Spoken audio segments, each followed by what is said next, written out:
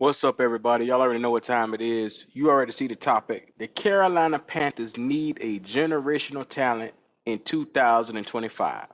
Who should that be? You're going to have to come on in to find out. So make sure you like, you comment on your way on in. Let's get into it as we do, TD. Appreciate it, Mr. Davis. What's up? This is Thomas Davis, man, and you are watching the Black Cat Panther podcast. Make sure y'all tune in all season long. Yeah, you know I'm a beast. You know I'm a beast. Welcome to the feast. My whole team off the leash. We don't know defeat. Everybody eat. Hey, you know I'm a beast.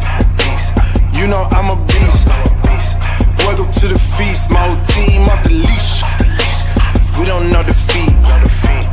Everybody eat. Hey, you know I'm a beast. Can I run up the score, run up the board, breaking the mold? Ay, ay, walking the door, you know what happened? We step on the floor. Ay, ay, coming from on, you don't want problems, you already know it. Ay, ay, come on to it, you already know I'm finna go do it. Ay, yeah, I'm locked in and I feel like Mark 10. Ay, walking to a room, chest up with my chin. Ay, already finished for this joint, even begin. Ay, when is what I am, I cannot ever pretend. Ay, yeah, never pretend. Ay, back in the lab again. Ay, you when I touching the friends, ayy. You when I touching the can, ayy. Putting the points on the board, I'm killing the boys, you know what it is, ayy. Switching the moves, no number two, I came in to win. Said I'm tapped in with the action, if it got the master on the master, I can never move passive. I'm active, I can make them go ghost on this cast. But wanna know who running it, just ask us. On the track, I'm gunning it, I'm blasting. This that gas like diesel, Shack and dog. You know I'm a beast.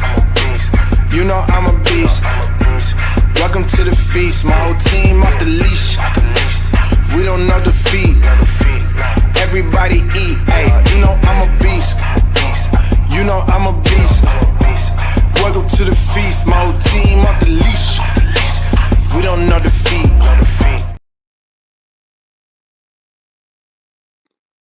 Yes, sir. Yes, sir. Y'all come on in the building. Y'all already see what time it is. It's time to talk about it. It's time to lay it down once again. The Carolina Panthers need a generational talent in 2025. And when I say generational talent, good Lord, I mean somebody that you can't live without.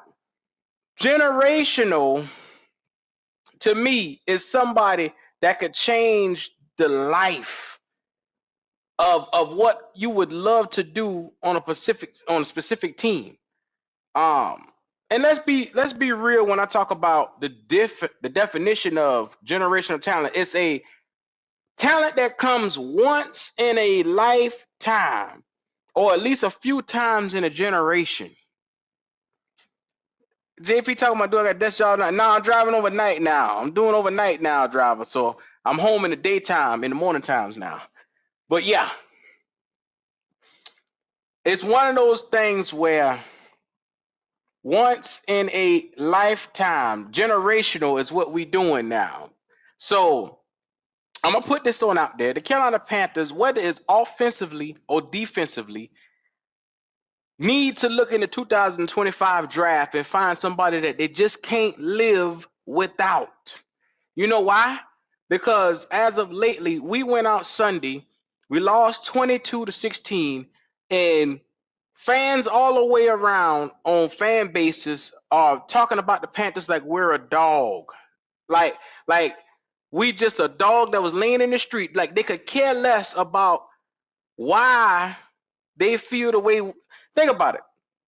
The Eagles fans right now are in an uproar because they felt like we were so beneath them that they should not even be in competition with a team like us. That's how they feel. I got a video for you. I'm gonna play it for you in a minute. That's how the Eagles fans feel. They feel like they're up here and we're down here.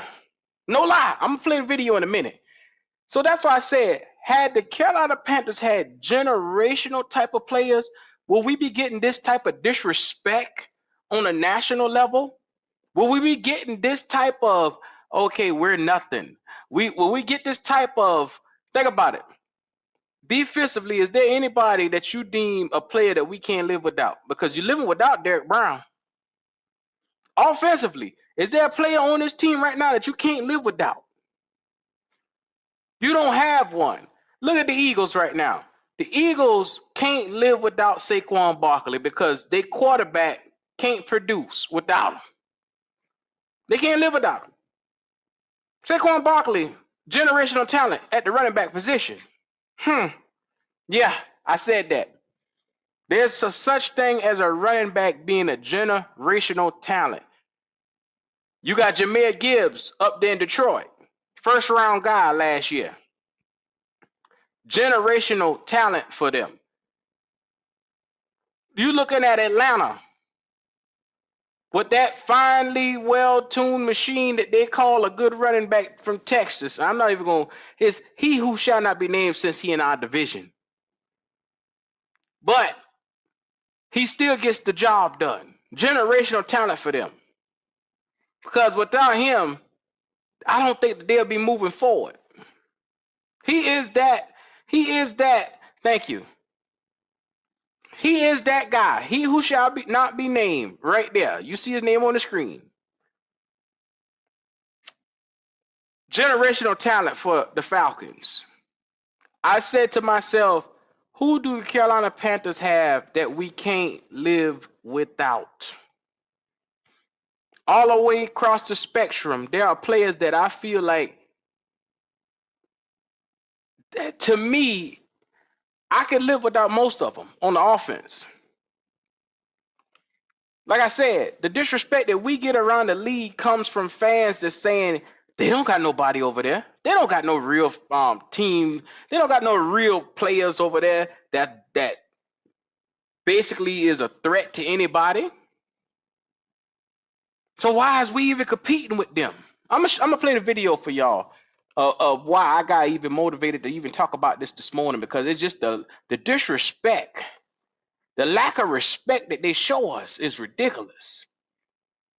This video is Philly fans outside of the game, walking outside of the game, and what they think about even just being close in a competitive game with the Carolina Panthers. Carolina Panthers suck! I don't know why we're struggling with Carolina. They suck. They went 2-15 last year. We should have fucking killed them. It was it's an okay, and then it was like, ooh, we won. Woo! Jalen Hurts is not the answer. Is that who we're putting on right now? We have a #1 defense, running back. Jalen Hurts is not the answer. Big time win. Hurts balling out. Psych, he didn't do anything. I think we should get a new quarterback. Maybe draft like Jackson Dart or like Jalen Miller. Why is Brown not getting enough touches? You gotta include AJ Brown, man. I would not let Nick Sirianni come to the game within the first half, because then he couldn't call the first set of plays. He can let Kellen Moore just run Saquon Barkley the entire time, and we would win the game within the first half. We gotta run the ball. I don't know what we're doing. Why 2nd and 1? Run the freaking football. What would you do differently if you coached? I would give Saquon the ball every time, and I would pass to AJ Brown when he's open. It's that easy, Nick Sirianni. The Eagles should have won by more. I'm disappointed. 12.5-point favorites. You gotta smack these dudes. They're just jerking around. Jerking around. Jerking around. Stop jerking around. And beat the teams you need to beat. Still Super Bowl hopes? Oh, absolutely. At the end of the day, we're all fucking delusional. We go to the bowl. Give me victory sweep. Go Birds, baby. Never in doubt. Miss, it's hard to win in this league. True or false? So true. It's hard to win in this league. True or false? True. But a win is a win, isn't it? Win's always a win. It's the last night of the Eras tour, so I'm looking forward to getting home and live streaming that. But the Birds are great. Go Birds. Taylor's an Eagles fan. Go Birds. Now, I'm going to play that one more time so y'all can feel the disrespect that I felt when they put this on. And once again, it's not just the Eagles that feel this way. All of them feel this way about the Carolina Panthers. And I'm going to just play the first piece of this. The lady starts off, and like I said, the disrespect of knowing that you're going to be on TV and saying this. Check this out again. Carolina Panthers suck! I don't know why we're struggling with Carolina. They suck. They went 2-15 last year. We should. That little boy looked like he about 10 years old. And he said, why is we struggling with the Carolina Panthers? They suck. We went 2-15 last year. That's what a little toddler just said about the Carolina Panthers. A little toddler who can't even wipe his own ass barely is around here saying shit like that. A little boy. Let me go back to the little fucker. Carolina, they suck. They won 2-15 last year. We should have fucking killed them. It was it's an okay, and then it was like, ooh, we won. Jalen Hurts is not the answer. Is that who we're putting on right now? We have a #1 defense, running back. Jalen Hurts is not the answer. Big time win. Hurts balling out. Psych, he didn't do anything. I think we should get a new quarterback. Maybe draft like Jackson Dart or like Jalen Milrow. Why is Brown not getting enough touches? You gotta include A.J. Brown, man. I would not let Nick Sirianni come to the game within the first half because then This motherfucker said he wouldn't even let the coach come to the first half of the game because how they struggled against us. Think about it. This nigga said the coach, he don't even want to see that son bitch walking in the first half of a game. This is crazy. These niggas are jumping off of a fucking bridge for losing to the damn near, not even losing, for letting us be competitive. For letting the Panthers be competitive in the game. They're feeling like they should jump off of a bridge. That is crazy. I'm just here to tell y'all how they looking at us. They won the game and they mad. They mad that we was even in the fucking game. I'm here to tell y'all. Y'all jump all over Goat ass yesterday when Goat say a lot of these teams played down to the Carolina Panthers. This video that I just put up here is showcasing how other teams feel about us. Because why? We don't have a clear-cut coach. We don't have a generational type of player on either side of the football that they can feel like is a threat. We don't have anybody that could change the tides. Them boys is ready to jump off of a fucking bridge for just being competitive with us. Competitive. Nothing more, nothing less. Just let that sink in. Now, I'm going to hit the chat and see what y'all got to say about that. Oh, man. He said, Hunt and Lewis, our generational talent. Okay, Hunt and Lewis, guards. They generational. Okay, all right. What's up with you, Patrick? What's going on? He said, damn, they on Hurts' ass. Yeah. Shady felt the same way. He damn sure did. We got grown-ass men happy with moral victories. Man of arms. Look, you see how upset them boys is about winning. They felt like we should have been blown out. The fact that they felt like we should have been blown out and we shouldn't even been in that conversation is wild. Blase, what's going on with you? What's good with you, brother? How you doing? I was showcasing this video to them boys, showing them how Eagle fans was ready to jump off the bridge for just... They was mad, bro. They said, how dare we be 12-point favorites and we have a close game with these bastards. They were pissed off. Panthers suck. But think about it. What they say? Think about it. That's the first thing I laid him out. Panthers suck. The little kids say the Panthers are 2-15. Why is we even in a competitive game with them? That's crazy. Yeah. I guess they feel like they got a certain standard there, bro. Listen, when they don't live up to it, they're gonna let everybody know about it. Last talk supposed to say that little boy need his ass whipped.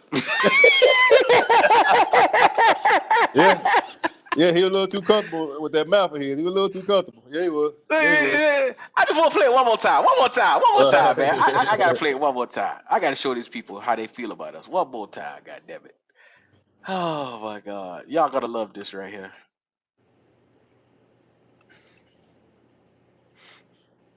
Carolina Panthers suck! I don't know why we're struggling with Carolina. They suck. They won 2-15 last year. we should have fucking killed them. It was it's an okay, and then it was like, ooh, we won.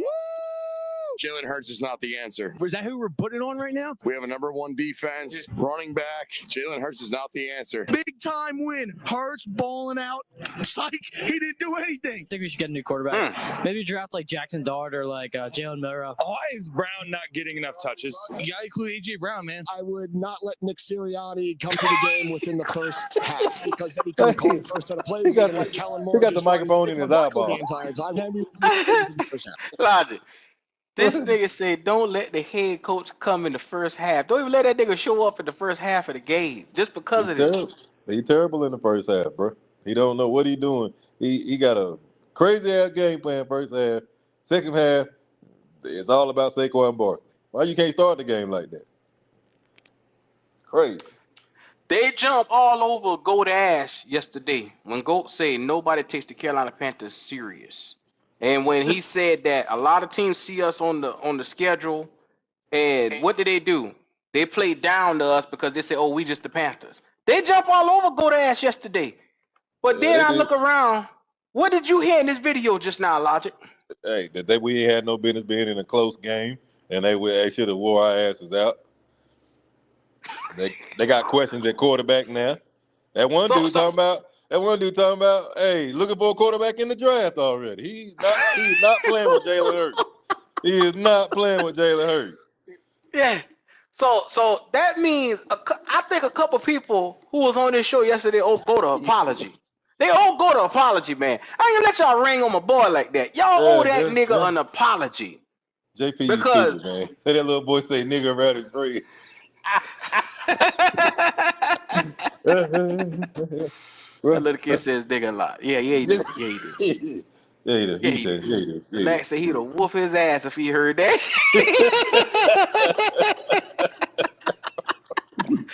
You don't be mad at the boy for the boy telling the truth. Nah, if he feel he grown enough to talk junk with sports out there, he just get them hands. He grown up, get them hands. He grown up to get them hands, huh? Yeah. So Logic, this all boils down to us not having anybody that's a capable threat on any side of the football. Because at one time, when you had Luke Kuechly, Thomas Davis, when you had guys on Cam Newton, when you look around, you had guys on either side of the football that pose a threat. What would they say about Carolina? Oh, damn, yeah, y'all good. Y'all boys are dangerous. Mm-hmm. Well, in the right situation, y'all boys could go all the way. That's what we went from to now. They're saying the Panthers suck. The Panthers got no business. They 2-15. Why is we even being in a competitive game with them? That's how other teams looking at us now.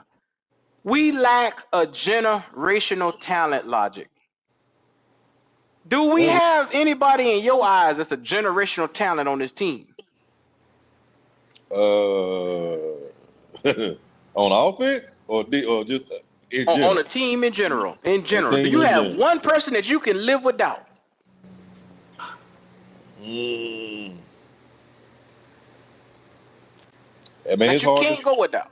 It's hard to say. I mean, I like J.C. Horn, but then everybody's argument is going to be, can he stay healthy? I feel like he's generation. You got Derek Brown, but hell, you don't know what he's going to be when he come back. Everybody got questions. You're living without him right now, though. There you go. So it's either your boy JC or nobody. That's why I say this pick for us at the top of the 2025 draft is so vital, because whether it's offense or defense, whether you go up there and you get an Abdul Carter, or you go and get it to Titiora McMillan, or hell, even after yesterday, Jonathan Brooks is done. This boy is done for his career probably.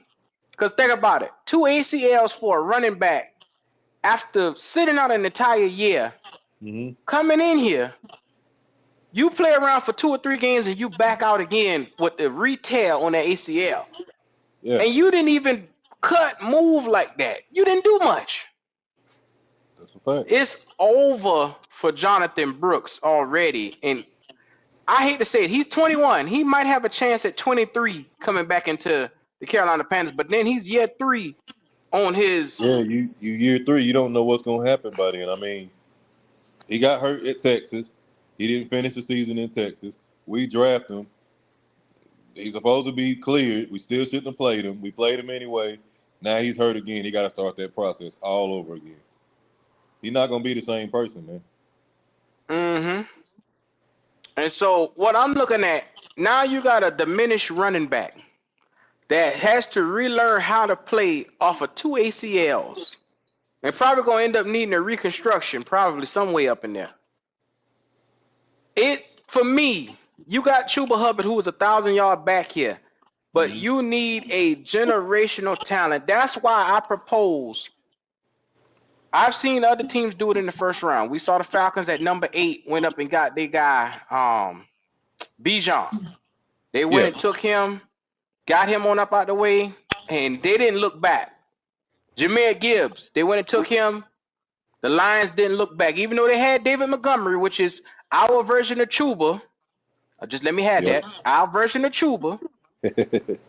They still might have to look to the top of the draft to get a running back. Now, I present to you Ashton Jeanty. And if you haven't heard of Ashton Jeanty, he is right now, and I'm going to put his numbers up on the screen. This boy is dynamic. You're talking about a potential generational type of guy. And let me tell you something.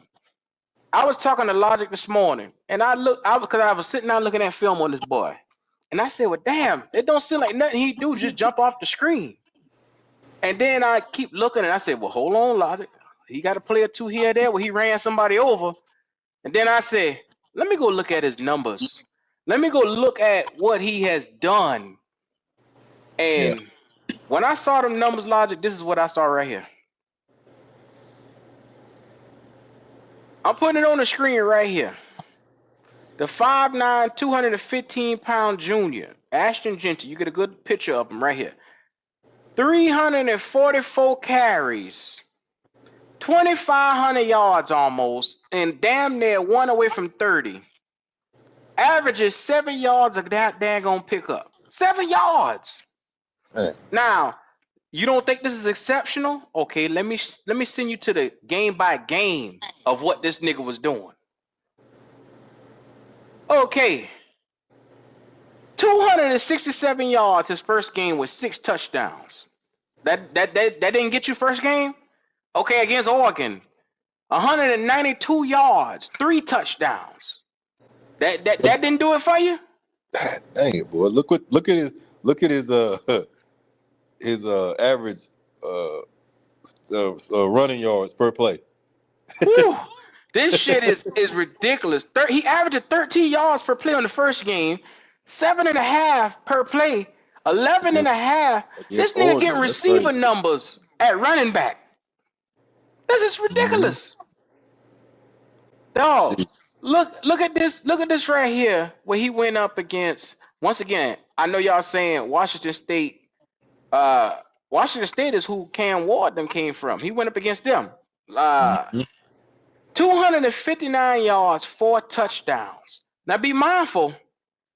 What I'm looking at is against talent that seems to be inferior.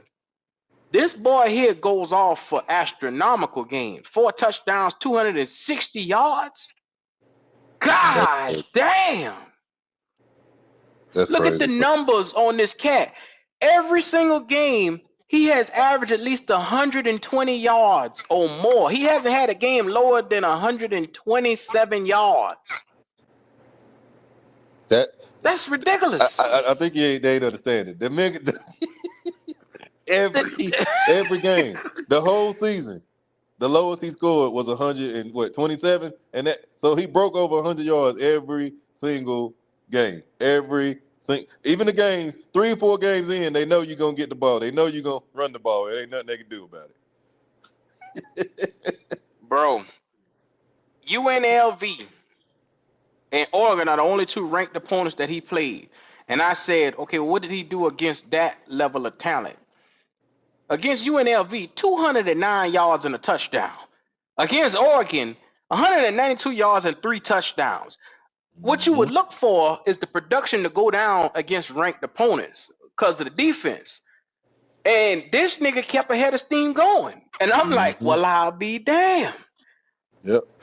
Now, look at some of these other guys some of these other games that he had right here. In Nevada, 209 yards, 3 touchdowns. He played UNLV again. And he had 128 with a touchdown. Like I said, you look at that, some of Hawaii, 217 yards and a touchdown. Utah State Aggies. He averaging about almost about around 30 carries a game. This boy averaging about 30 carries a game, dog. Because when you're looking at it, he got 32 carries from look like he started off getting 20 carries. He got 20 carries against Oregon, 25 against them, 11 carries for 127. And then like that, it's like he got a head of steam in that 4-5 game span where he just took off for 30 plus carries every game. Ridiculous.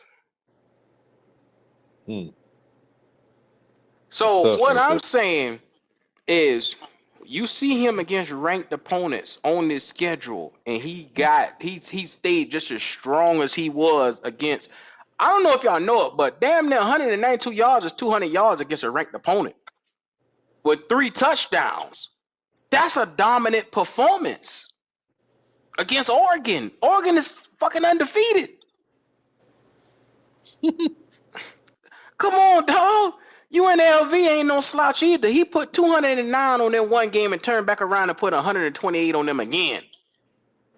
This boy is dynamic. And like I said, he looked like an average Joe. He looked like a normal cat. When then you look at the touchdowns, he got 30 fucking touchdowns. 30! In 2 games right here. Look at this logic.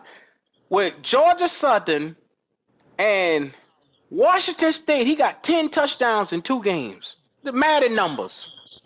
Yeah. Madden numbers. That's it. When I talk about a generational talent, does his numbers to you scream generational? Yeah, he's special, bro. That you're not gonna get that out of everybody to come out of this draft. That's for sure. Once them players like that come around every now and then, every blue moon, man. He legit. I tell you, if anybody got any questions about the cat, this upcoming playoff joint, Boise State and SMU are the smallest teams in the playoff. Watch both of them games closely. See how they do against the quote unquote best remaining teams in college football and see what happens. See if he can still get off.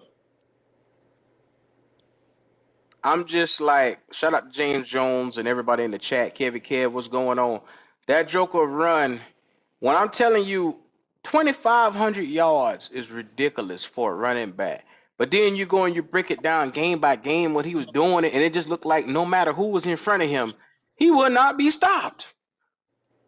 This boy is a demon on the ground when it runs, when it's time to run. Now, if I was looking at this boy, they got him now slated in the top 10. They're saying he's not going to make it out of the top 10 when it comes to drafts. Yeah. Because they're saying, now, normally, what they tell you, Logic, running backs don't go high in the first round like that. But slowly, if you that dude, what do they do? Yeah, they're gonna reach for you. They're gonna reach for you. And as of the last 2 years, running backs that's been taken in the first round, Jahmyr Gibbs and he who shall not be named from Atlanta. Oh, yeah, I'm going to start doing that to all our division guys. All our division guys shall not be named. Yeah, they know who they are. Yeah. They don't need no name. Yeah. Mr. Texas and Jahmyr Gibbs have looked like the real deal coming in the first round. They are sure things. That's it. Now, this is what I'm saying right here, Logic. You go get this guy right here. You pair him with Chuba Hubbard. What you think this offense will look like with two dynamic backs to go along with this offensive line? And you get, think about it. Your quarterback won't have to do hardly nothing with two dynamic backs. Yeah. Not saying that Bryce will look, because I mean I don't think like arm wise or whatever going into that as far as him looking like Jared Goff or whatever. We all know that's not him.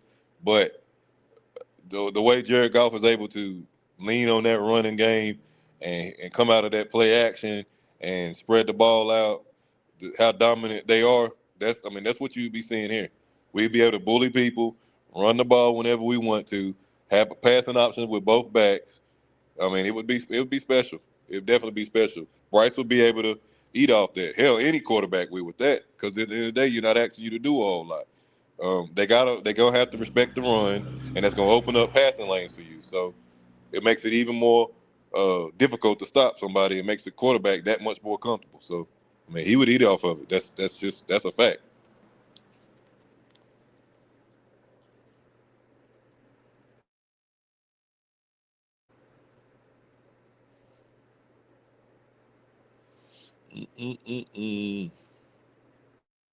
I'm gonna talk. I was talking the whole time muted.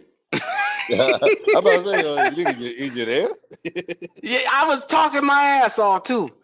Okay, I'm gonna talk generational talents at the running back position, and because a lot of people deem that a basic or average running back is 3 years on a shelf life in the NFL, but for the exceptional cases, and I'm gonna name these exceptional cases, and can I see where you feel about this? What do you feel about this now? Okay, Derrick Henry is an exceptional case at the running back position. Has he played over 3 years in the NFL?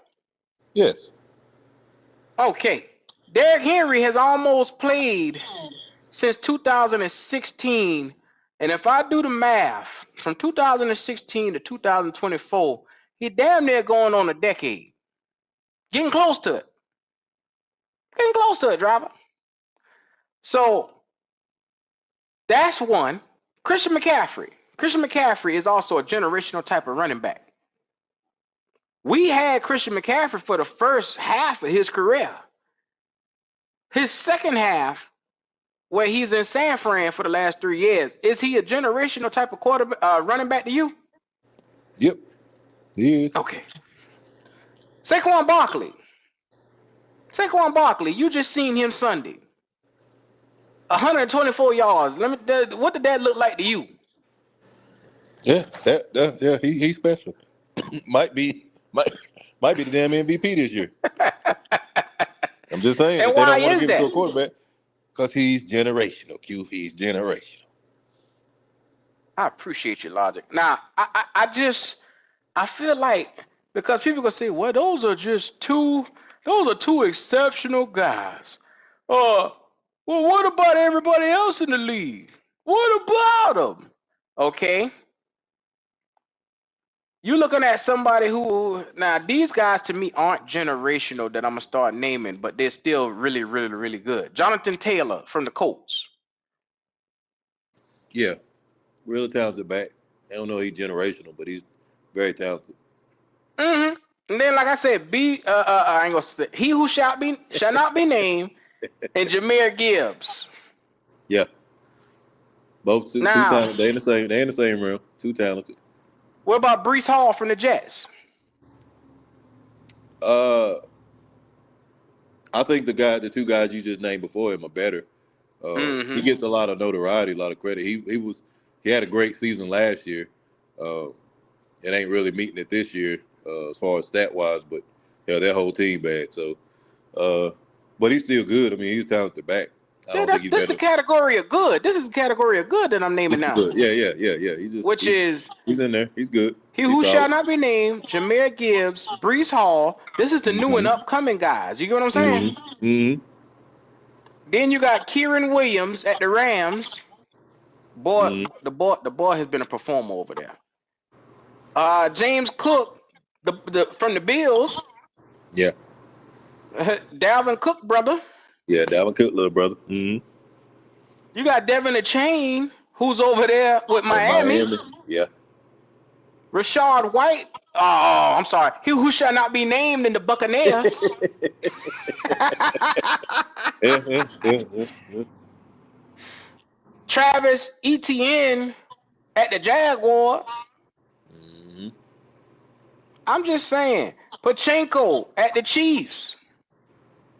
All these guys are good to these are the good tier. I started off naming you the generational tier at the beginning of the video. Yeah. You get what I'm saying? Oh yeah. What I'm saying is for your QB and the style of offense that you might be trying to run. Oh yeah, Alvin Kamara Red. I ain't forgot about him. For your QB and whatever style of offense you're trying to run, you want to make sure that one, you make life as easy as you can for him. And every Panther fan should remember this. Y'all remember when Jake Delhomme came back off of Tommy John surgery? What did they do? Them boy power that football up, and Jake didn't have to do much that year coming back. Yep. Didn't have to do much. That's it. Rely on the run game. There you go. The run game and a good defense. And what did that do? It told us that whole year. Yep. That's it. And that's again, there it goes for again, if we, like I said, if we got Bryce Young as our quarterback, then you're gonna do whatever it takes to make him the most comfortable. That's where he's gonna be the most comfortable. A heavy run game, not having him be out there throwing the ball 40 times a game. That ain't what that's gonna end up being bad for him. You cut down the passing attempts, hit him in play action more than normal. Just establish that run. You able to do that, his numbers is gonna look better. It is what it is. That is football 101 when you come to trying to run a play action offense.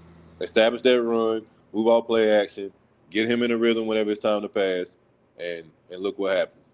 The numbers always look better, no matter who it is back there at quarterback. And the point that I was trying to get to earlier was the NFL shelf life is 3 years for a running back. There are some guys that are exceptional talents at the position that's lived over 3 years. And that's what I meant when I told you the Saquons and the Derrick Henrys and the Christian McCaffreys and all them boys of the world, the Alvin Kamaras.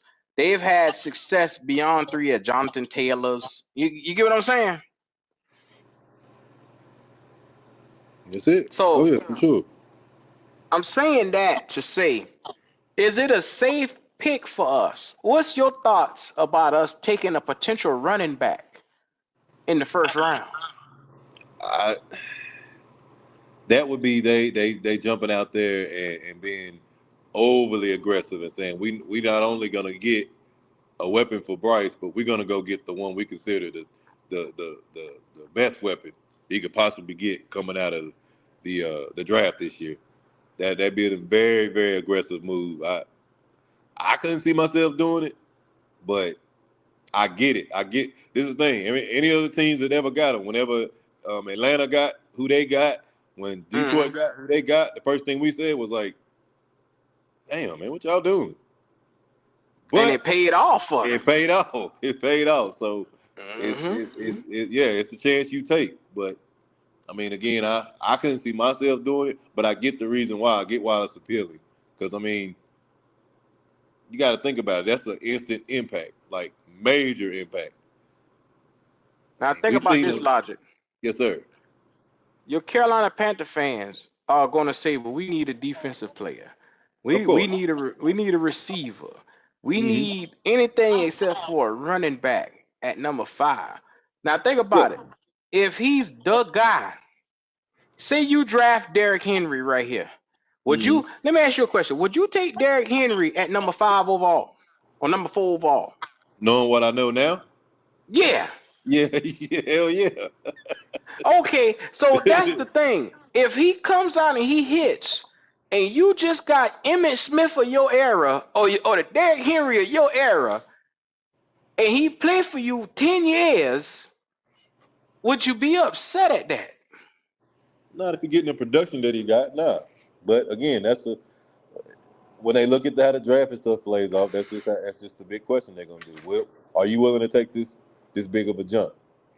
Because I mean, it's a huge one. Because they're gonna ask you, the first thing they're gonna say is position of need. So they're gonna look at it like that. Yeah, he's great. Yeah, he's got the numbers. Yeah, he's generational. All that good stuff. But they're gonna ask you, is that who you really need right now, with everybody else is on the board? So a Carolina Panther fan might want that. The Carolina Panthers, I can't see Dan Morgan pulling the trigger. I can't see him. I can. You know why? Because What's it? he tried to do this with Miles Sanders. He wanted Miles Sanders and Chuba Hubbard here. Think about it, dog. He paid one dude and turned around and got the other dude, and you can't sit there and say yes, it wasn't him. He was assistant GM. He was there for that. Yeah, he was in the room for that. That's for sure. Yeah. So the thought process for a young quarterback is they wanted a dual tandem set for them at running back. All I'm saying is I don't think that this is the move that we're gonna make, but don't be surprised if they pull a move like this. Is what I'm trying to get at. Oh yeah, I mean, don't be surprised. I mean, that's the reason why everybody went crazy where we got Brooks at. Like, y'all picked the running back here, or just let you know just how interested he was in that position. He felt like, I mean, heck, all the damn Panther fans. I mean, how many times you see it online and Smash and Dash is back 2.0? Oh yeah, it's Smash, all right. Yeah, Smash his knee again. Oh yeah, it is. Yeah, it is. Yeah, well, you drafted the boy Hurt, and he was a dynamic running back. Yeah. But I don't know what the thought process for wasting a second-round pick. That's what you just did. Because this boy is going to take another 2 years to rehab now. Because the first time, he should have took a full year. And like I said, he's supposed to come at week 4, but you 3-9. You're 3-8 right now, 3-9 or something like that. You got nothing to play for the rest of this season. Mathematically, you are not able to make the playoffs. I don't give a fuck what nobody tell you. I don't know what the thought process was, man. They had to have an idea of, we drafted you. We're not gonna let you do a whole lot while you're here in the beginning. We're gonna walk you through it. They're gonna keep checking you until they tell you medically cleared.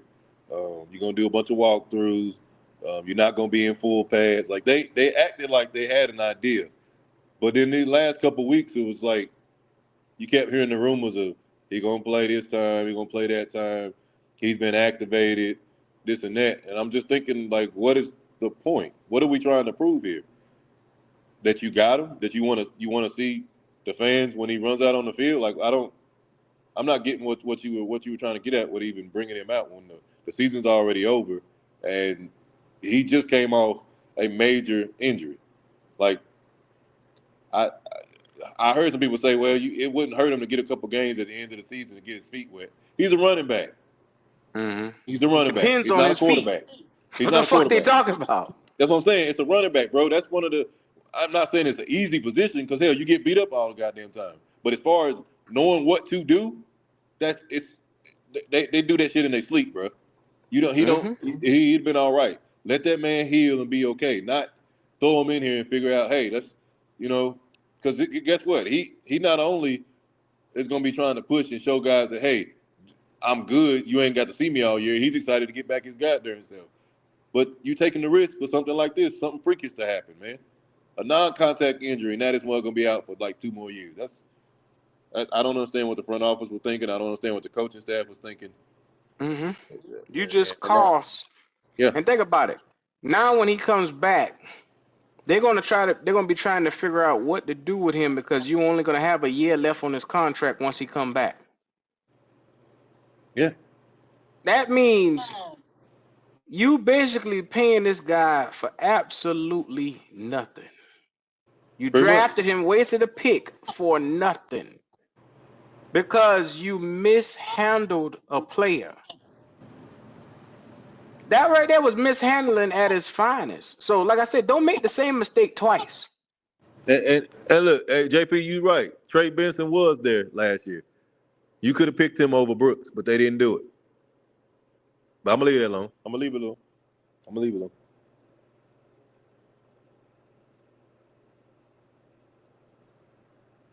Q, you muted. I don't know why I keep doing that. Look, you had Braylon Allen, you had Benson, you had Brooks. Brooks was the best in the draft last year. But this is the thing. Was he the best fit for us? Because I think that boy from Wisconsin was a better fit. Braylon Allen, like I said, a bruising runner would have been a better fit to have a good 1-2 punch with. But time can only tell now. You know what I'm saying? Yeah, that's a fact. So with that being said, I think if the Carolina Panthers, because I'm gonna be real with you, we in such a position, we don't have one position to hone in on at the top of this draft. You can go multiple positions because they're just that big of a need for us. I think edge rusher, D tackle, wide receiver, corner, hell, running back. You need 2 of everything, Q. You damn sure do. You need it. For real, And that's 5 positions sitting at the top, in the top 5 that you can go draft with and fill a need. Like you can go, if Will Johnson drops to you at cornerback, you can go take him. Yep. Put him with JC. If Abdul Carter drops and you say, hey, he don't drop, he'll be right there at number 4. If Abdul Carter's sitting there and if I was a defensive guy, I would make sure I get the defensive guy 10 times after 10 to go after the quarterback. A guy with double-digit sacks. Yeah. If I'm going offensive, there's only 3 options to go offensive. That's going to be sitting there in front of us. You got Jeanty, the running back. You got Teora McMillan, Luther Burden. Because I don't see Travis Hunter might be the first overall pick in this draft, so he will not be there. Nah, he won't be there. He won't be there. Yeah, so you got options. I don't think, and this is why I'm trying to do shows now on it to get Panther fans out of the mind frame of we shouldn't look at a running back in the top 5. Yeah. Because look around the NFL. If you that guy and you good, they're gonna take you. They don't give a damn where you at. True. I'm just trying to break the tradition around here in the politics that people like to put in their mind is saying politics say we can't do a certain thing. Look at how that looked. Look how that went with the quarterback. I was the only one standing against everybody when I said Bryce Young do not need to start, and they jumped all over my ass. Yeah. No, he don't need to be benched. You gonna shoot his confidence. Well, it got shot anyway. A year later, it got shot anyway. Come on, bro. I'm just saying. Yeah. I'm just saying. They talked shit to me, Logic, and told me you don't bench a number 1 overall quarterback. What you talking about? I told y'all that shit a year ago. Yeah. I mean, I said he wasn't ready, and they did not listen. Yeah, he was definitely overwhelmed. He was not ready to play. They should have had Andy Dalton starting and walked Bryce into it if he was going to do that. You shouldn't have threw him out there when he clearly wasn't ready. He was in over his head. Okay. And now that you realize where you're sitting at, now that you realize how you sitting and looking with this young fella, and he's now starting to turn around a little bit, put enough weapons around this motherfucker, man. Yeah. I don't want to see us come out here and not put nothing around this boy, and then we be in turmoil for the next couple of years. At least let us win a couple of games. Yeah, and that's my biggest thing. Even if it don't work out with him, at least you fill this team up with some players that the next guy to come in, he could take over it. Or if he figures it out and makes it work, then it is what it is. There won't be no excuse. I'm sick and tired of every time we have something we lose. If you would get him some help, I mean, how many more times? We can't go 3 and 4 and 5 drafts and keep trying to get somebody help. Eventually, you're gonna be like, you just can't help this person. So that's gonna be the reality if we keep going a 3rd and 4th and 5th, going in years taking these drafts and specifically getting position players to help out one guy. That's unrealistic. That ain't gonna happen. So if you got an opportunity to do it now, you might as well. So that it is what it is. You're gonna get him a receiver, go get him one. You're gonna get another running back or offensive lineman or anything like that. Might well go ahead and do it while you can. And shout out to the super chat right here, Relax and Talk Sports. He said, GOAT needs a apology. Like I said, GOAT, they jump all over. Y'all gonna apologize to my boy today. Because y'all jump all over this nigga yesterday when it was put out there. He said, literally, a lot of opponents don't take us serious because we're the Carolina Panthers. We're the Carolina Panthers, and they deem that because we're a bad team that they don't take us serious. Niggas jumped all over that nigga yesterday when he said that. They did. What you talking about? You don't know what you talking about. What the hell you say? That's some silly shit. Silly shit, huh? I don't know why people thought that was such a crazy take. I mean, hell, whenever I was in the stadium with working the Kansas City game, I had plenty of Kansas City people come up. What are we doing? Why are we playing like this? This should be the easy game. This should be get some people in that, see some of the guys that we ain't seen a whole lot this year. Why the heck are we struggling with the Panthers? It's the Panthers. Mm-hmm. So if they fan base is thinking that, come on, man. This is the one, and I'm gonna play that video one last time until y'all get it through y'all black ass mind. I'm gonna play it one more time. That way y'all can hear how other teams around here deem we do, what they think about us. One more time. Carolina Panthers suck! I don't know why we're struggling with Carolina. They suck. They won 2-15 last year. We should have fucking killed them. It was it's an okay, and then it was like, ooh, we won. Woo! Jalen Hurts is not the answer. Is that who we're putting on right now? We have a #1 defense, running back. Jalen Hurts is not the answer. Big time win. Hurts balling out. Psych, he didn't do anything. I think we should get a new quarterback. Maybe draft like Jackson Dart or like Jalen Milrow. Why is Brown not getting enough touches? You gotta include A.J. Brown, man. I would not let Nick Sirianni come to the game within the first half because then he couldn't call the first set of plays. He can let Kellen Moore just run Saquon Barkley the entire time, and we would win the game within the first half. We gotta run the ball. I don't know what we're doing. Why 2nd and 1? Run the freaking football. What would you do differently if you coached? I would give Saquon the ball every time, and I would pass to A.J. Brown when he's open. It's that easy, Nick Sirianni. The Eagles should have won by more. I'm disappointed. 12.5-point favorites, you guys? Just jerking around. Jerking around. Jerking around. Stop jerking around. And beat the teams you need to beat. Still Super Bowl host? Oh, absolutely. At the end of the day, we're all fucking delusional. We go to the bowl. Give me victory swing. Go Birds, baby. Never in doubt. Miss, it's hard to win in this league. True or false? So true. It's hard to win in this league. True or false? True. But a win is a win, isn't it? Win's always a win. It's the last night of the Eras tour, so I'm looking forward to getting home and live streaming that. But the Birds are great. Go Birds. Taylor's an Eagles fan. Go Birds. Them boys is ready to jump off a damn bridge because they feel like we ain't shit. They be mindful. We was just competitive in the game. We didn't win the game. And these bitches is ready to jump off a bridge in Philly. My God. I never thought I'd see such a thing. My God. I never thought I would see such a thing, dawg. I'm just putting it out there because this is one of them ones where I have never seen nothing like it, dawg.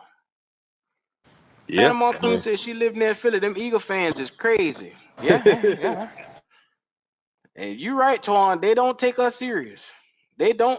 Now be mindful. Like I said, Goat said that same thing yesterday, and half of the damn fan base here jumped all over his ass. Y'all gonna apologize to my nigga today.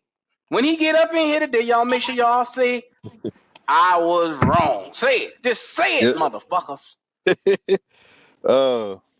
Listen, like again, you don't know what's gonna happen with this draft, man. My biggest question, do you trust Shy Tuttle? Who? Do you trust Shy Tuttle? Yeah, I trust him to hold my drink while I watch everybody else play, right? I'm not letting that motherfucker go out there on that field, dog. That's why I have that question. If we're gonna be running a 3-4 defense, last I checked, Michigan ran a 4-3, right? Mm-hmm. Okay, so if we got Graham, are you comfortable putting him next to Shy Tuttle? To be honest with you, my new front, if we was to get this how I'm looking at it, Logic. Mm-hmm. We getting another D tackle to go on that line. So Yeah, you got to. picture You got to. picture Derek Brown, your new D tackle, and Ashawn Robinson as your front three. Unless you draft somebody else. But that's what I'm picturing right now. Mm-hmm. And it's not Shy Tuttle. It's not Shy Tuttle at all, because his contract is up after this year. Yeah, get rid of him. Go and get him out of the way. Get him on out the way. And what I'm saying is whether you go get Mason Graham or you go get an Abdul Carter in that first round, if not, you got Deion Walker, second round. You got that boy Corleone, that D tackle you can get. You got from Cincinnati. Yeah, Cincinnati. I like Or you got Shamar Turner, another 6 foot, I think that nigga's 6'7", 330 pounds at D tackle. Then you got that boy from South Carolina, that Tonka Hemingway dude. You got D tackles you can go and get to put on this line that can play immediately. That's a fact. So I want Mason Graham, but I know if they go, the reason why I'm trying to get my heart together, Logic, is because I feel like the Carolina Panthers is gonna go and get that goddamn offensive weapon for Bryce Young, and I'm not gonna be mad at it because this boy need all the help he can get. Yeah. Like I said, at the end of the day, hate him or love him, if he's gonna be the guy that they got here, you can't handicap him because we clearly see what they do. Unless you just completely a monster and phenomenal, you got to have the people around you.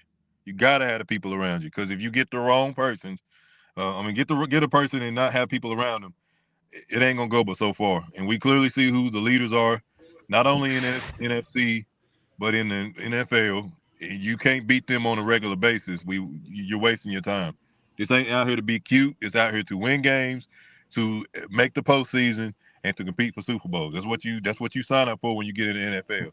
Not to, go through the motions year to year and not beat the quote unquote best teams on a, or at least compete with them on a consistent basis. So you do whatever you got to do in order to do that, which would be right now, like you said, to help the boy you got on the center. I mean, ain't got much of a choice. That's your best bet. That's your best bet, honestly. I mean, it is what it is. That's your best bet, dog. I have came to the realization there ain't nothing you can do to get rid of this motherfucker. So while he here, just do. Do you see how Logic is gonna be okay, man? We in hell right now. So the least you can do is just try to dig your way out of hell. You telling me like so you trying to convince yourself? Oh, okay. You goddamn Skippy Logic. Do you see how I got a hole in my heart, dog? I just no, but they told us yesterday we got to stop complaining and just take what they're giving us and enjoy the bright spots. We can't complain no more. They told us we complain too much. We're never happy. I just it's so hard for me to just sit here and rationalize some of this stuff, but then I put it into thought and I say, well, as a fan, my number one duty is to make sure that if I'm going to rep for something, I make sure that I uplift what I'm repping. And I'm uplifting the Panthers. I'm not uplifting most of the players that's on the Panthers because I can live without some of them guys. Yeah. Real talk. If you're not producing or putting productivity forth, I can live without you. That's a fact. What's going on, Be Good and Jalen? What's happening? Hey, I went on another podcast the other day. I jumped in they were yelling, talking about how can you not say he the guy? He ain't the guy. I was like, bro, I said, I just haven't seen enough. It jumped on my head saying stuff like that. But like I said, a couple weeks ago, he's staying here. So, like y'all said, just build a team around them. Hopefully, I mean, like I said in the chat, hopefully we can build a team like San Fran. You know what I'm saying? Or maybe like a Philly. You know what I'm saying? So you don't have to put so much pressure on them. But we'll see if we can do it. You know, if Dan Morgan and that other guy do it, he the best GM in the league. Then, you know what I'm saying? That's how I'm looking at the situation. But be good. We wouldn't have had to been in this situation because we had Christian McCaffrey and we had DJ Moore. We had our guys here. But now we Yeah, I got to know. go back and get fresh faces, you know? Yeah, my whole thing is before y'all did y'all podcast, when we had a chance to get Lamar, I was jumping on that bandwagon, get him. You know what I'm saying? But people, they were like, he only threw for like 190 yards, and I like he also has 45 rushing yards. And that time he was like 20 something and no in the NFC, and we had Christian McCaffrey and DJ Moore. But they were saying to me, he like, why would you pay a guy that much money? I was like, bro, looking at it now, hindsight, we could have had a MVP and a, you know what I'm saying, Super Bowl contender team in the NFC East. My Lord. Be good. I'm looking at this thing. Like I said, I knew Jeanty was a good running back. But then when I went back and I look at his numbers, and I'm saying, now I'm looking at McMillan. McMillan got 1,300 yards as a receiver, 9 touchdowns. I'm looking at Luther Borden. There's a lot of offensive firepower that's going to be sitting in within that top 5 where we sitting at. I'm a defensive guy all day. I want to do Carter or Mason Graham. But for Bryce Young, They who going offensive. they got to. I already accepted that when it came down to it because I heard a lot of people blaming Xavier Legette, which, like I said, we all knew who he was. Q. We was calling that stuff out everybody on this podcast. I'm like, bro, you don't draft project players at, you know what I'm saying, premier positions unless you're a quarterback. You know what I'm saying?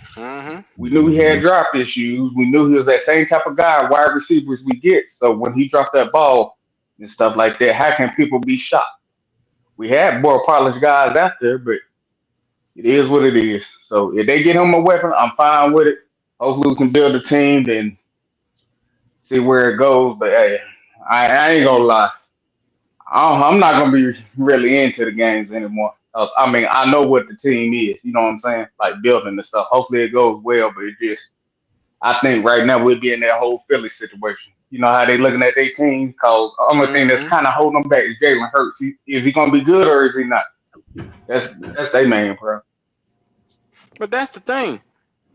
They are they're the same way with Tua, with Jalen Hurts that they are with Tua.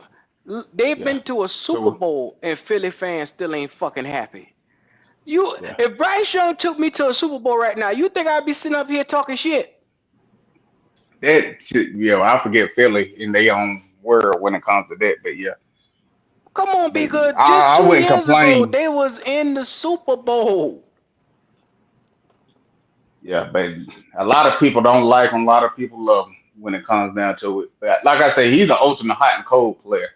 To be honest with you, I mean, I think I would take him over Tua because I know Tua, he don't play good teams at all.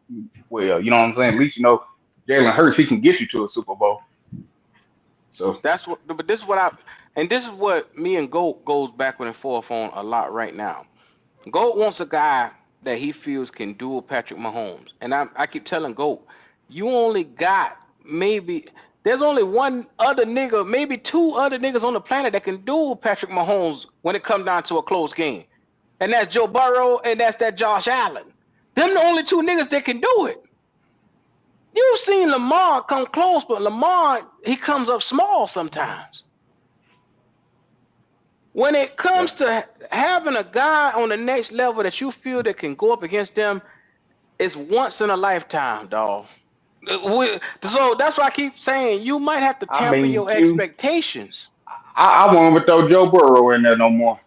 Cause bullshit. The only reason I say that cause a terrible offense. I know I didn't seen Q, him do but that. it also took Mahomes to have his second half the worst quarterback play in his whole entire career for him to beat that man.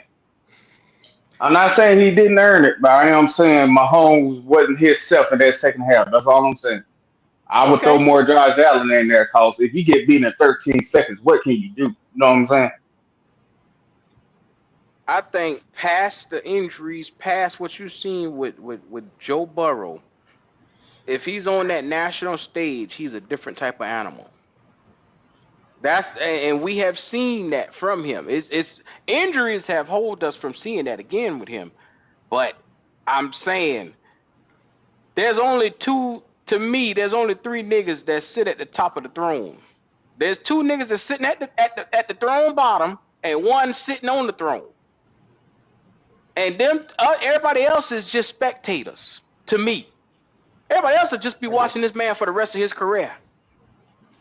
I get what you're saying. That's why I say I don't all the way disagree with you. It's just like I said, I know injuries had a part to do with it, but he don't have a defense. But Lamar now don't got a defense. But on the side of that is one is winning. And we already see what old buddy doing. I'm talking about from Buffalo. We all said this was gonna be his down year. Look what he doing when it comes down to His it. So down year, where they took away his number one receiving option and traded him, they gave him a little buddy out the draft. This boy got stronger. yeah, that's He what I'm has saying. He putting matured. that team on his back.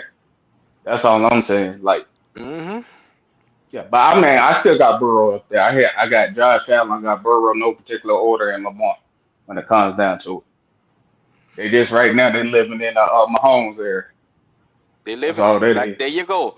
In the Michael Jordan era, you had Patrick Ewing, Reggie Miller. He blocked a lot of niggas from getting the championship, dog. That don't mean you ain't great. It just mean this nigga was better. Come on. Yeah, that's why I hate when they be getting on them guys and stuff. Oh, when you gonna pull? I like, bro, you see what Mahomes be doing out there? Stuff Mm-hmm. that he does is like it's not natural, but he makes it work.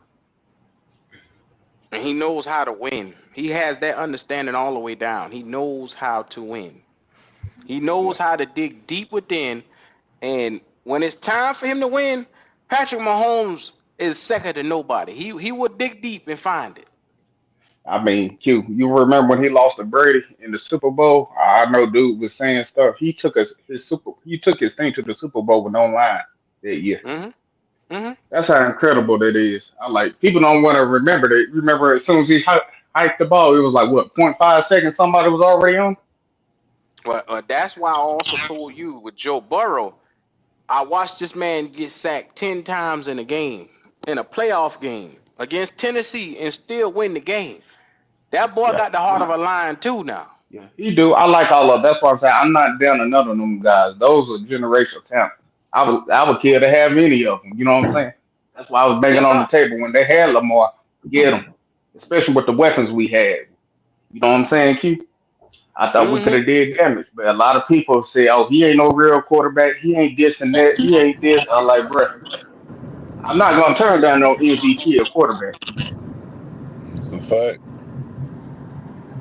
Man, what's going on with you down there, D'Angelo? How you living?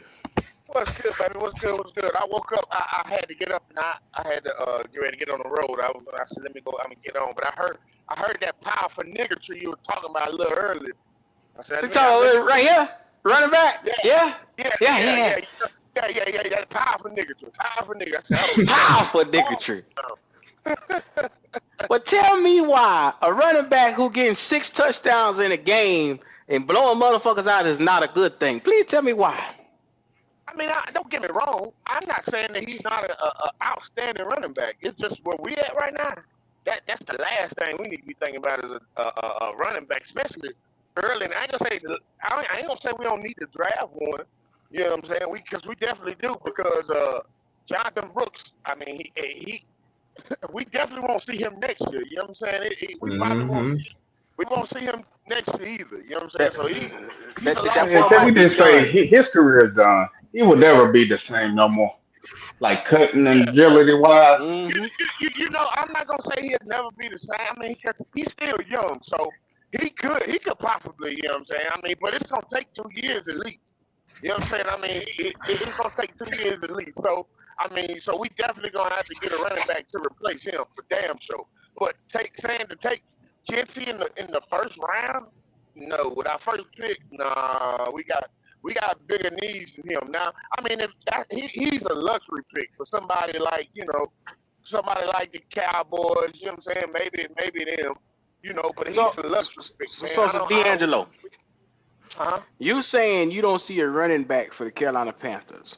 Be yeah, mindful I the guy. do. But hold on, let me say this, Q, because I think I know where you're going. But let me say this real quick. Let me say this real quick. That nigga jump in front of you real quick. But go ahead. But here's the thing, I'm not big on taking. Look, I'm not big on taking running backs. You know what I'm saying? Early, because you can find good ones just as good in the 4th, 5th round. Look at all these running backs this year when you got Bucky Irvin. We could have had Bucky Irvin. We could have had motherfucking Ray Davis. I mean, there's so many good Tyrone, your boy from New York. There's so many good running backs that you can find in later rounds. I wouldn't, you know what I'm saying? So let me ask you this question. Let me ask you this question right here. And this is a question I just asked Logic. Had you had the chance to get your own Derrick Henry, Saquon Barkley, your very own Emmitt Smith, that could be sitting potentially at the top of this draft. First and foremost, have you seen Jeanty numbers? Have you seen him on film? I've seen him, but we gotta take into consideration too that boy.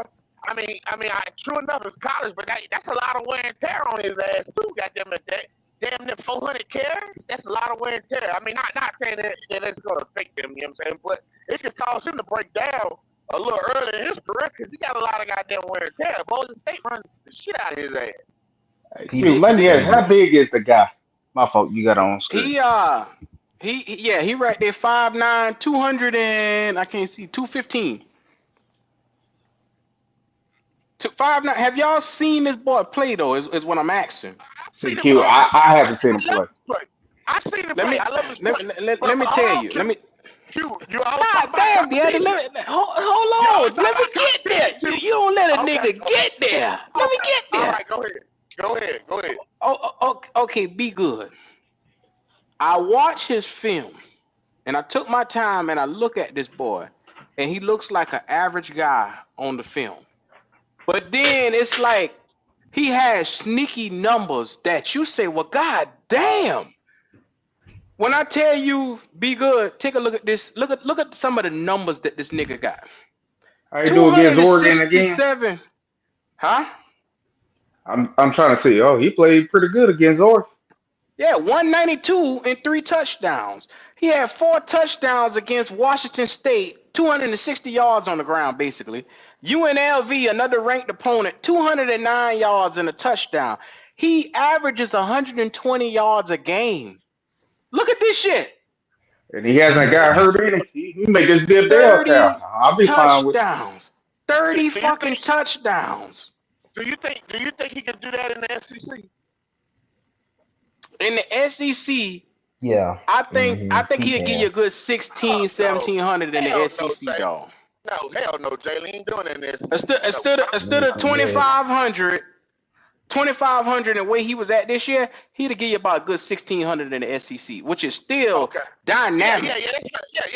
That's dynamic, but he ain't giving still dynamic. Yeah, it's still dynamic. What about that one wide receiver from Arizona? I'll be honest, I haven't been really watching college football like I should have. That's what I'm saying. What's his yards, 9 touchdowns, 6 foot. I mean, like, what's his play style? Q, I'm disappointed in you, Q. What you talking about? What's happening? Why you ain't been talking about Tez Johnson? Tez Johnson is a beast, dog. I don't want to come off biased when it comes to Oregon and feel like I'm pushing Oregon players, because when I did that with DJ Johnson, motherfucker wouldn't let me live it down. You get what I'm saying? Okay, I like that motherfucker. That's sorry nigga there.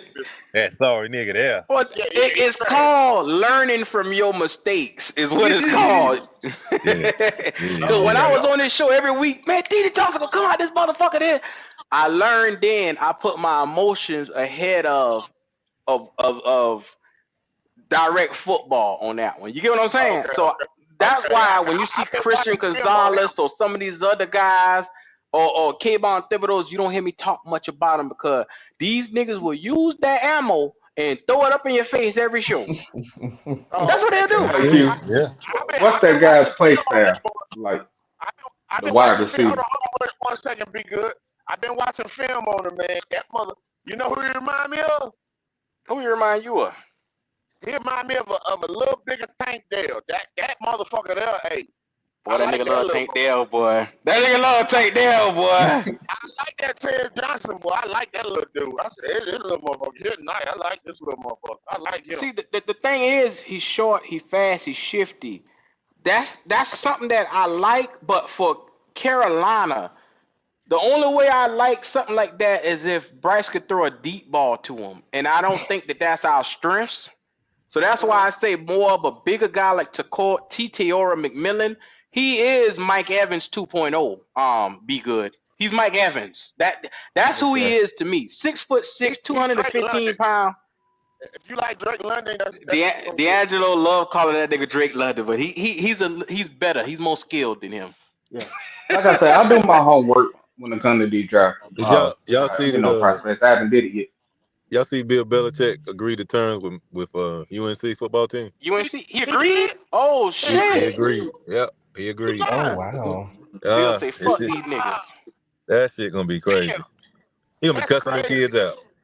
Oh man, everybody finna hit the transfer portal right now. Everybody hit the transfer portal right now. Oh yeah, he gonna go in there as soon as you tell him I'm Bill Belichick and I'm gonna do shit my way. If you don't like it, there's the door. You got 24 hours. But think about how many players is going to be coming to learn from Bill Belichick, one of the greatest coaches ever. Now that's the good thing about it though. If the motherfuckers stay now, you gonna have a pipeline to the NFL fucking with Belichick. Now that's a fact. That's a fact. Now he can't find a recruit quarterback for shit because I don't know what it is about him, but him and quarterbacks ain't there. But beyond that, I think it'll be a good introduction to the NFL for a lot of people. But back to Ashton Jeanty. That's who this show is about, generational talents. I think that, this is my personal opinion, he would help the Carolina Panthers out in ways that you can't even begin to see because you get a talented running back that's more talented than what you have in Chuba already. And then you get a guy that can uplift. Think about what he would do for your offense and how it's about moving the chains in the NFL. And if Bryce Young had a 1-2 punch that can move the chains, imagine what it would blow the top off this offense. Bryce just having to do short and intermediate passes. Look at San Fran. San Fran got that powerhouse over there, weapons. Imagine if you had a powerhouse of weapons here for young Bryce Young to deliver that short and intermediate pass game. You might win 10 games changing the tides of this, adding receivers and then getting a dynamic running back. And then we got a good one. We don't got a dynamic one. And then so we gonna have a running back and overlook the defense.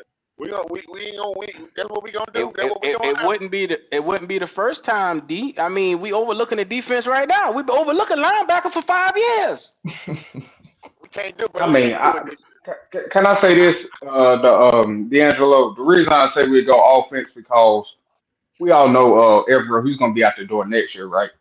Like I'm saying, after he coach next year, they're probably gonna try to come up with their own scheme when it comes down to it. Like you know what I'm saying? They're gonna have to get somebody to be good that can. I mean, they will. Think about it. But I don't think it'd be in the first round. That's all I'm saying, Q. Think about it, be good. Third round. If Evero is out next year, that means you're gonna have to reevaluate this entire defense come next year anyway. You get what I'm saying? Not totally true, Q. Because they can promote somebody to defensive coordinator. Evero's that's assistant coach with Evero right now. They don't want that nigga here. Why in the fuck would they go get the nigga that beside him? But we all know. I mean, come on now. Evero was dealt a bad hand. We all know that. You know what I'm saying? Yesterday they tell me I was making excuses for Evero. So D'Angelo, you making excuses for Evero. But I say this, I don't blame Evero. I just think he's gone after next year. You know what I'm saying? So that's why I said like they'll get some pieces, but whoever the coordinator gonna be, that's when they're gonna have to get to him, you know, and see what he likes. You know what I'm saying? I don't think they're gonna keep the same system. That's all I'm saying. So that's why I feel like they get an offensive weapon, maybe two, because don't we have like 10 draft picks or something this year? We got 10 draft picks. So Like I said, I have seen the Carolina Panthers do ignorant shit year after year and not give a fuck about certain positions. And now people talking about it's almost a given we're gonna take a defensive player. No, it's not. Ain't nothing locked in with the Panthers. When have they ever taken something that we saw them to take? Well, I'm gonna tell you this. This is gonna be the telltale sign with Evero. You know what I'm saying? I mean, if he stays this year, I mean next year, if we draft a lot of defensive players, we gonna keep that same scheme. You know what I'm saying? That's gonna tell you what we gonna do right there. If we draft a lot of defense players in draft, that means we're drafting for Evero's scheme. So it'll be fucking ignorant to, you know what I'm saying, get draft players to fit Evero's scheme and then get rid of Evero and not bring in somebody that's going to implement his scheme. You see what I'm saying? Mm-hmm. See, that's what I was asking Q earlier about Mason Graham. Mason Graham is a three. What is he? A nose tackle. But yeah. But in the 3-4 scheme, I mean, who gonna? I just want to know how they're gonna do with it. What they're gonna do with the defensive line? Getting him. 3-4 scheme, he'll have to play DN in the 3-4 scheme. That's exactly why I asked that question. What we in a 3-4 scheme, not a we ain't in 4-3. He was a 4-3 in college. He's in a 4-3 defense in college, so he will be switching. So I don't know. I got to think about that when you think about grabbing these guys. Well, and that's why I've been saying that's the shit we haven't been doing as an organization. All I'm saying is think about it. The years we supposed to go and get defense, we don't do it. The years we supposed to go get offense, we don't do it. We've been needing the left tackle before we got Icky for about 5 years before that. We didn't get it every single year. Now it's clear cut. We need a defensive end because you gave away Burns. You need another DN. You need another D tackle. They're gonna walk right by that shit and probably go get a wide receiver or either a running back. I don't care which one they get, is what I'm saying. Yeah. Because I believe in that too. they don't do what you need them as a franchise. When have the Panthers actually targeted a position we need? When have we ever done it? Well, I think this year I don't see us. If Abdul Carter falls to us, I don't see us passing him up. I'm just gonna be honest with you. I don't see us passing Abdul Carter up. I want Abdul Carter like a cancer patient need air. I want that nigga so bad that 10 sacks will look good on this line, but I ain't putting my hope in it, D. This the Panthers you talk about. Yeah. What was they saying a couple of days ago, Q? If Bryce had a wide receiver, we would have won that game. I've been hearing that. Here we go. Here we go. Yep. That's what they've been saying. Yeah. That's why I say I don't pay these niggas no mind because they do ass backwards shit all the time. I say goddamn draft Ted Johnson in the motherfucking 3rd round. Goddamn it, to replace Adam Thielen. Goddamn it, let's go. Goddamn it, give me Ted Johnson. We did a mock yesterday, and Ted Johnson was available in the 7th round. 7th round. I picked that nigga up in the 7th. Ain't that right, Logic? Yeah, he was back then. Yep, he was. That nigga was sitting down in the 7th round, dog. Mm-hmm. Well, I did 2 mock drafts, and both mock drafts on here yesterday, he was sitting in the 7th round. Oh, well, shit. Well, whatever round we get him, He'll be a steal. He's gonna be a steal. He's gonna be a motherfucker. I don't give a damn. If it be a 7th round, goddamn it, Ted Johnson, goddamn it, sign me up for that. That nigga said, God damn it, take that motherfucker wherever you get him at. They putting it in the comments. If we had players that could catch, we would have won 2 games. Yeah, they were saying that. But let me ask, how many offensive players do you think we'd get? Because don't we have to get a center? Didn't old buddy re-tear his something ACL again for the 3rd straight year? Once again, I'm talking about the center. You think we get that obvious position? I just got out here saying it be good. You needed to get a center last year. Hell no, because Cade Mays is the cheaper option, and they're gonna say between these 2 guards, that boy look good. My fault. I forgot. We are the Southern Mafia mentality. My fault. Yeah. We better together. We hold hands and we get stronger. That's what we do. Yeah, yeah. Oh well. This the type of shit you got to deal with in Carolina. And y'all telling me it's a lock for a defensive player when they can't get a goddamn center when you know you needed a center the last 2 years? You got your current guard who plays your center that was the guard before has 3 ACL, 2 ACLs and an MCL. And they didn't see it that big of a deal to go in and get a center to play that position. Imagine that. This is where we sitting at. This is why we can't get a damn bit better. I think we gonna get 2 offense players, and the rest of them is gonna be defense. And we'll see. Like I said, I think they're gonna try to get a dynamic weapon for Bryce, and then they'll go all defensive, just like how Jalen's saying. They're gonna try to find. I wouldn't be surprised if they get T.T.O. McMillan at that first pick. Me neither.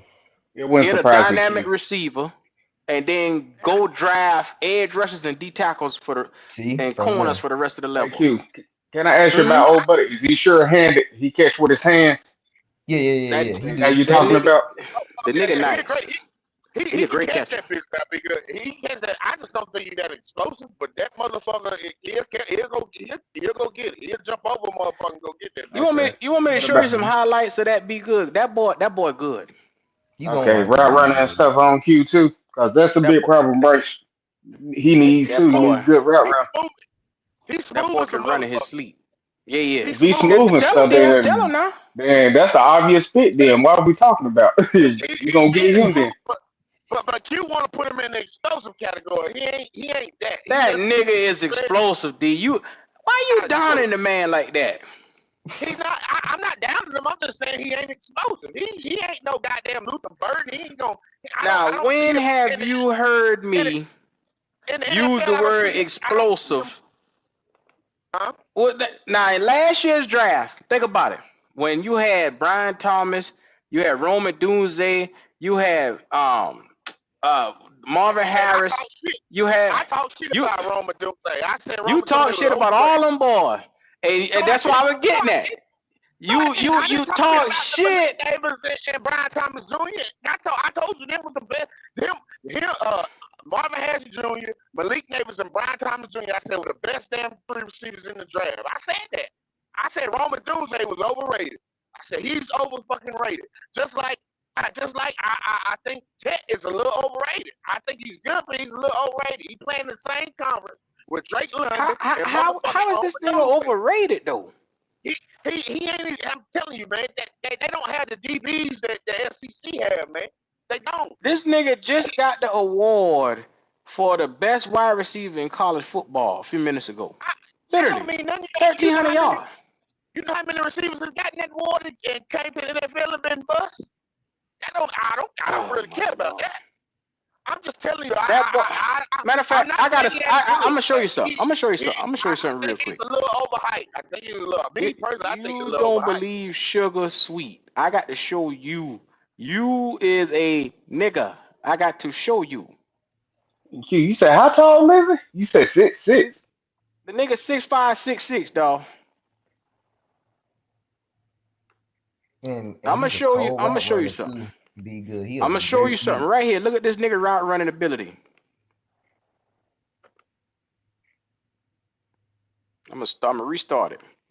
Look at him right there, and watch how he faked the shit out of this nigga. Gone. And look at that. That boy different. Got caught. Nigga, he walked into about 5 different people. And be good. There was no way you wasn't gonna get through there. And be good. Go ahead, James. I saw this Luther dude. Burton would have goddamn split them motherfuckers and took it to the house. Man, Luther ain't doing shit. I like Luther. T-Mac, give him another 6. Nigga, that is explosive right there when you just saw. For him to be moving like he is at 6'5", Nah, D'Angelo, that's crazy. He's smooth. Yeah, He they're not saying stiff. for He not stiff. He not stiff, bro. I didn't I say he don't was expect. stiff. I I don't. didn't Come say I he know. was on, I'm, stiff. D. I know. You know. I'm just saying. I don't expect him to be like no 4.2, 5 dudes out here. That's that. I ain't saying that. Well, Q trying to put him in Megatron. Oh hell. That's You what didn't hear me he say did. nothing but Megatron. You didn't hear me say a damn thing. I say he Mike Evans 2.0. 2.0. Okay, He yeah, I give you he is that. a I give you Mike. he is a Yeah, baby version of Mike Evans. All right, I give you that. He's He catch the ball with explosive. his hands. He I got give you Come that. on, Yeah, bro. Mike And then a the Evans. thing huge is, Okay, catch I give you that. radius. I Yeah. give you that. He Mike then the Evans. thing That's is Come all I with give you. on, Mike Evans. D. what's I so can give I you say good that. with this? him He though. make explosive plays. That's why I think he getting twisted up. Yes. He say that he's making explosive plays. What you But call what you thinking of explosive? seeing, This dude's running 4.2, 4.3. You know what I'm saying? be good. You saw that nigga at 6'5", 6'6", put his foot in the dirt and juke niggas out just now and went straight on down the field. I Nothing would Yeah, to love it. to see. Didn't lose a bit of yeah. speed. I would love to see him in the SEC. I would love to see him play against some NFL cornerbacks. This That what nigga I just would love ain't to good see. enough for you. You Man, got to see everything fall off, dog. The nigga good. I'm just saying, I just know about that motherfucking Pac-12 coming, man. They DBs ain't that goddamn good, man. They not. indeed. Okay, and this is what you do. You go and look at to T.T.O. McMillan and what he did against upper echelon talent. That's what you do. And I got it right here on the screen for your black ass. And indeed, this dude caught over 4 people, man. Like in a I game Okay, know before, that. bro. I So know he got a big catch rating. I ain't taking that away from him. look at it. Look at this, D. Look at this. That's why I was comparing him to Drake London. Look at this right here. Arizona State ranked opponent. He had 68 yards and a touchdown. That was the first game of the They ain't got no season. goddamn DBs. BYU, he had 5 BYU ain't catches, got no 78 DBs. yards. Utah, ranked opponent, he had Utah 6. ain't got no damn fucking DBs Oh, going Lord. through the league. Kansas State, they got DBs. I want to hear you say this one now. Kansas State got DBs. You better stop that shit. What DB Kansas State got going to the goddamn league this year? Hold on. Let me check the big board. Let me check the big board. You said highly rated. Okay, I got something for your ass. Hold on. You just keep that right there. Keep that right there. Kansas State. Because they got a couple of corners in this draft that's going up there. They got a corner and then I gotta get it. they I have a ain't seen safety that too. nigga. They have a I got a safety too. safety and a corner. I ain't talking about no day 3 corners. I'm talking about a goddamn. No. You say corner. rated high. You rated high. You don't deem the second or the third round high? First, second, third round corner. What? First, second, third round. Kansas State got. Oh, this nigga here is diabolical today, boy. Hold on. I'm gonna pull it up. I'm pulling it up right now. I got something for your ass.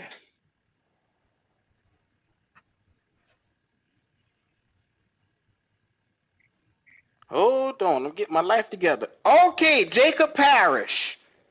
Jacob Parrish is going in the 3rd round. They got him right here. Okay. That's the corner. If they got him rated 3rd round, then he'll go 5th round. When the real draft can go 5th. That ain't the fucking point. You say name a nigga. I never heard nobody say that. Oh, this nigga is something else, dog. This nigga is something else. This nigga is diabolical. I can't do this with you today. Bro, at the end of the day, they got a ranked backfield, and this nigga put up 138 yards on them. Was it 138? I think it was 138. What? Yeah, 138 yards, 11 catches. All right, who else? Okay, I give you that. I give you that. Okay. Now, I know you're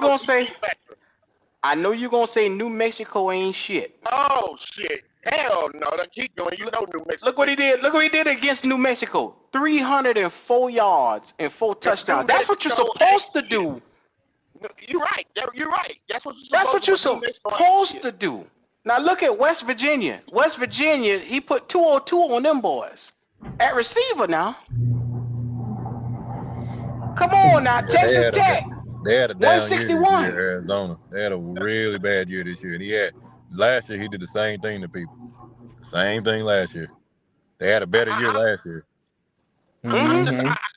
I'm just skeptical, man, of them receivers. Like I said, I thought Drake London was overrated. I thought Rome Methuselah was overrated. Goddamn it, and they are. They was overrated coming out of college.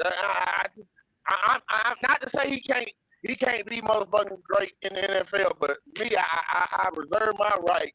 You know what I'm saying? Just my eye test. I don't. He's good, but I'm not crazy about him. I'm just not. I think he's good. I'm not crazy about him. Let me ask you, D'Angelo, on that. How good do you think he could be in the NFL? I think he could be. I think he could be a Drake London. I think he'd be a Drake London. Man, if he was to pop, then okay, I give you Mike Evans. But on the high end, I give you Mike Evans. He's on the high end. Like JP say right here, 300 yards against anybody is like pretty damn good. Come on, Okay, bro. but D'Angelo, you saying he's pretty good in general, though. If you say on the low, he did Drake London. That's still what 900 yards, right? Yeah, Drake London had 1,000 plus. He just Yeah, ain't but I don't care. jumping I off don't the care him as a screen. number. Yeah, I don't care him as a number one wide receiver, though. That's what I'm saying. Drake London is a number 2 wide receiver. I don't think Drake London is a number 1. You know what I'm Well, saying? you could look at that boy right there and tell that boy ain't no damn number 2. I could look at that motherfucker and tell he's the number 1 receiver. Yeah, them plays look good. He didn't run stiff. Usually, you see dudes like 6'4", 6'5". They look robotic when they run. He's pretty slick. I will say he's a lot smoother than Drake London. I will say that. Drake London didn't Boy, even I show tell that. this nigga right here. He does run a little better than Drake London. I like he catch with his He hands. might be the most backhanded comment giving ass nigga I ever seen.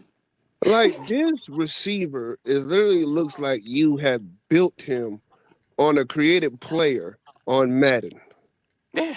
No, he don't. If you watch he don't him, like no goddamn Megatron. No, he don't. Who said Megatron? Why do you keep going to Megatron? Cause that's what I hear y'all. The way y'all talking about this man, like he goddamn. Boy, this nigga got hate in his heart, boy. Oh God. man, I gotta agree with that statement though. How can we Megatron was a creative player though. How do we say that the niggas this and this and this, and you create the aspect of Megatron in your head, and we responsible for that? I'm just saying that's the way I'm hearing him being hyped up. Like he's got the next goddamn Megatron. Like I said, that whole Megatron idea. Nobody said that. What I'm saying is, it is hard to find someone that's 6'5", that runs a route precisely the way he does, as smooth as he does, that has the catch ready as he does. I'm not saying that the nigga's the next Megatron. I'm just saying there's so many intangibles with the ability to consistently catch the ball and contested catches. It makes it hard to pass up on him. Now, technically, I would rather trade back than draft him. Well, let us draft. Let us pass up Abdul Carter and draft his ass. Fuck it, then. That's what y'all want. Y'all want that? God damn it, we draft him then. God damn it, I ain't gonna Well, say you just shit. said a fantasy that can't come true, and you know it. I don't know how you argue the way you argue. How you gonna say draft him and Abdul Carter at the same fucking time? That ain't what I said. That ain't what I said. I said, well, fuck it. I said draft him and don't draft Abdul Carter then. Fuck it. Draft him. I'd rather trade back. We could trade up and get both of them, though. It's possible, but I wouldn't do that. This nigga's unreasonable. Nah, Diablo is unreasonable. Like I said, you just gotta look at him for what he is. Most dudes that big. Most dudes. I don't want to hear nothing else. Oh, of course. Same here. Most dudes that big are look. I mean, hell, look. My dude came out of Florida State last year, Johnny Wilson. He's 6'7", got a crazy wingspan. But as far as running routes and stuff, he's not that. He was not fluid. I told you that boy was trash when we looked at him last year. I said Johnny Wilson ain't shit.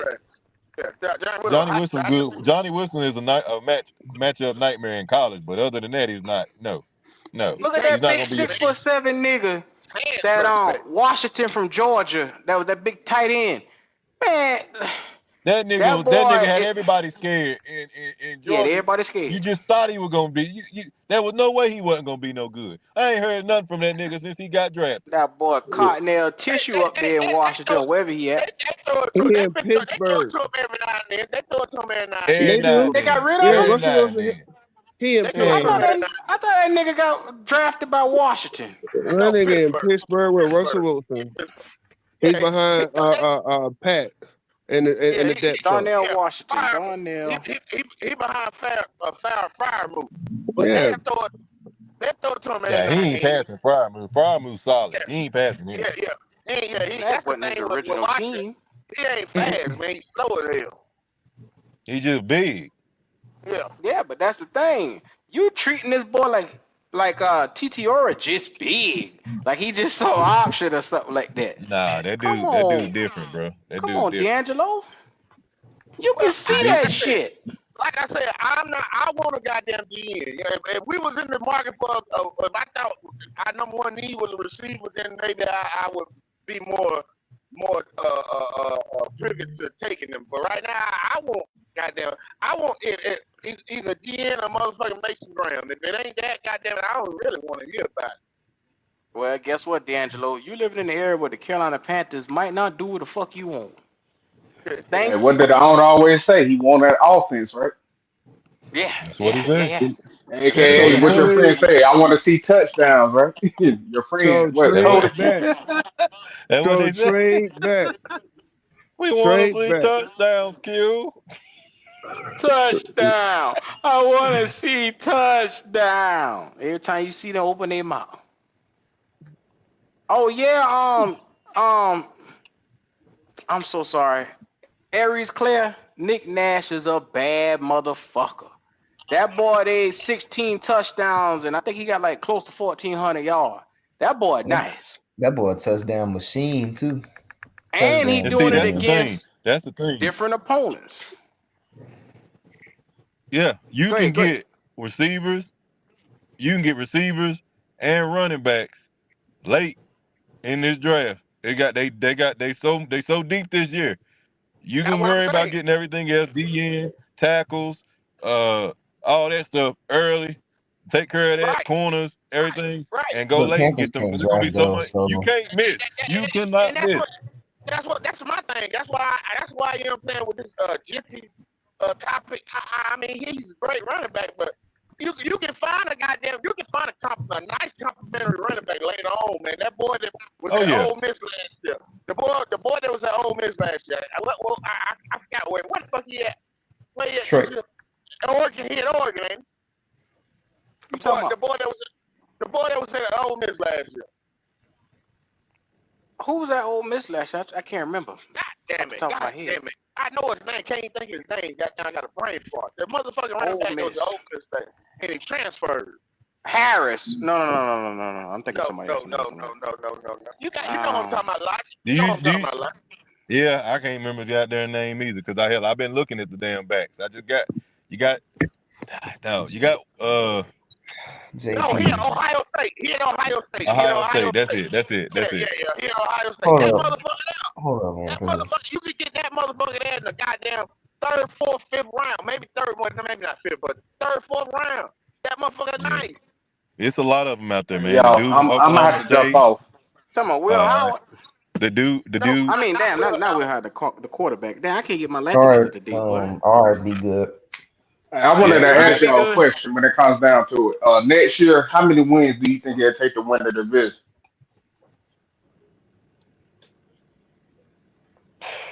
About 8. I'm just playing. I mean, it might. About 8 or 9. It all honestly, because I don't know what Saints gonna be doing. They got to figure themselves out. They in shambles right now. While they do have offensive weapons, I don't know if they're gonna be running it back with Carr. You got to figure out what they're gonna do. Tampa Bay still gonna be competitive. You see what they are. They're gonna probably still remain the same. And Atlanta, what are they gonna do? Is Michael Penix, is he gonna come out firing and be on fire like these other young cats, or what? That's what we're gonna have to worry about. So it could be somewhere around 8 wins. You never know. I'm gonna say 10.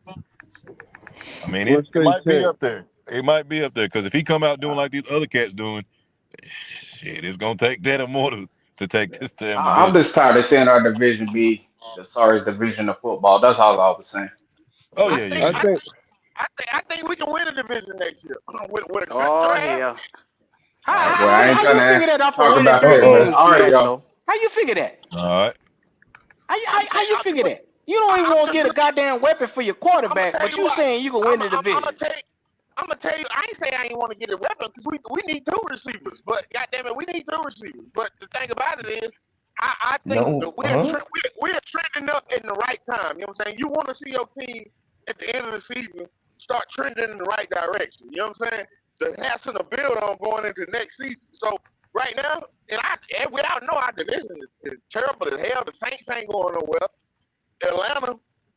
It all depends on Michael Penix, you know what I'm saying? If he's ready to go next year, you know what I'm saying? That's the only team I really see. Maybe Tampa Bay, but I think Tampa Bay, you know, they could lose. They could lose a lot, you know what I'm saying, in the offseason. You know what I'm saying? So I don't see why we couldn't win the division next year with a good draft and a couple free agents. Shit, we could win. We could be in the talks for winning the division next year. And if Bryce play the way he's playing right now, yeah, we can win the division next year. You do know that's gonna come with film coming on him for next year, but I'm gonna let Mike have that. Go ahead, Mike. Well, I told you, I said that yesterday though. I did say now Bryce gonna have to show, you know what I'm saying? And now goddamn defensive coordinators gotta take his ass serious. You know what I'm saying? They can't goddamn, you know, it ain't no goddamn 8 in the box, you know, bring pressure on his ass. Now you got to do film study on him. So, you know, is he gonna be able to motherfucking you know, goddamn, I can't think of what I'm trying to say, but is he gonna be able to adapt? Adapt. There you go. That's the word I'm looking for. Is he gonna be able to adapt when these defensive coordinators take his ass serious come next year? Well, we hope so because you got to look at it. The offense that we run, it ain't difficult. It's really simplistic. We're in a 2-minute offense majority of the time. That's not. It ain't nothing that they're gonna have to this heavy scheme thing going on. It's just, again, they literally catching people off guard because he's not holding on the ball like they were. He's not running into the tackles and running in the sacks and stuff. Canales put him in a situation where look at your first read, get the ball out. If you need to get out of the pocket, do so. He simplified it for him. So it ain't like it's this over complex scheme. It's pretty simple. It's just next year. That's what if you're gonna run with that. If that's what he's gonna do, they're gonna have to have another answer because no defense is gonna let you do that. Just dink and dunk all day long. They're gonna start bringing pressure. They're gonna start having spies. The whole 9. You better be able to have an answer. That's all I'm gonna say. Yeah. I agree.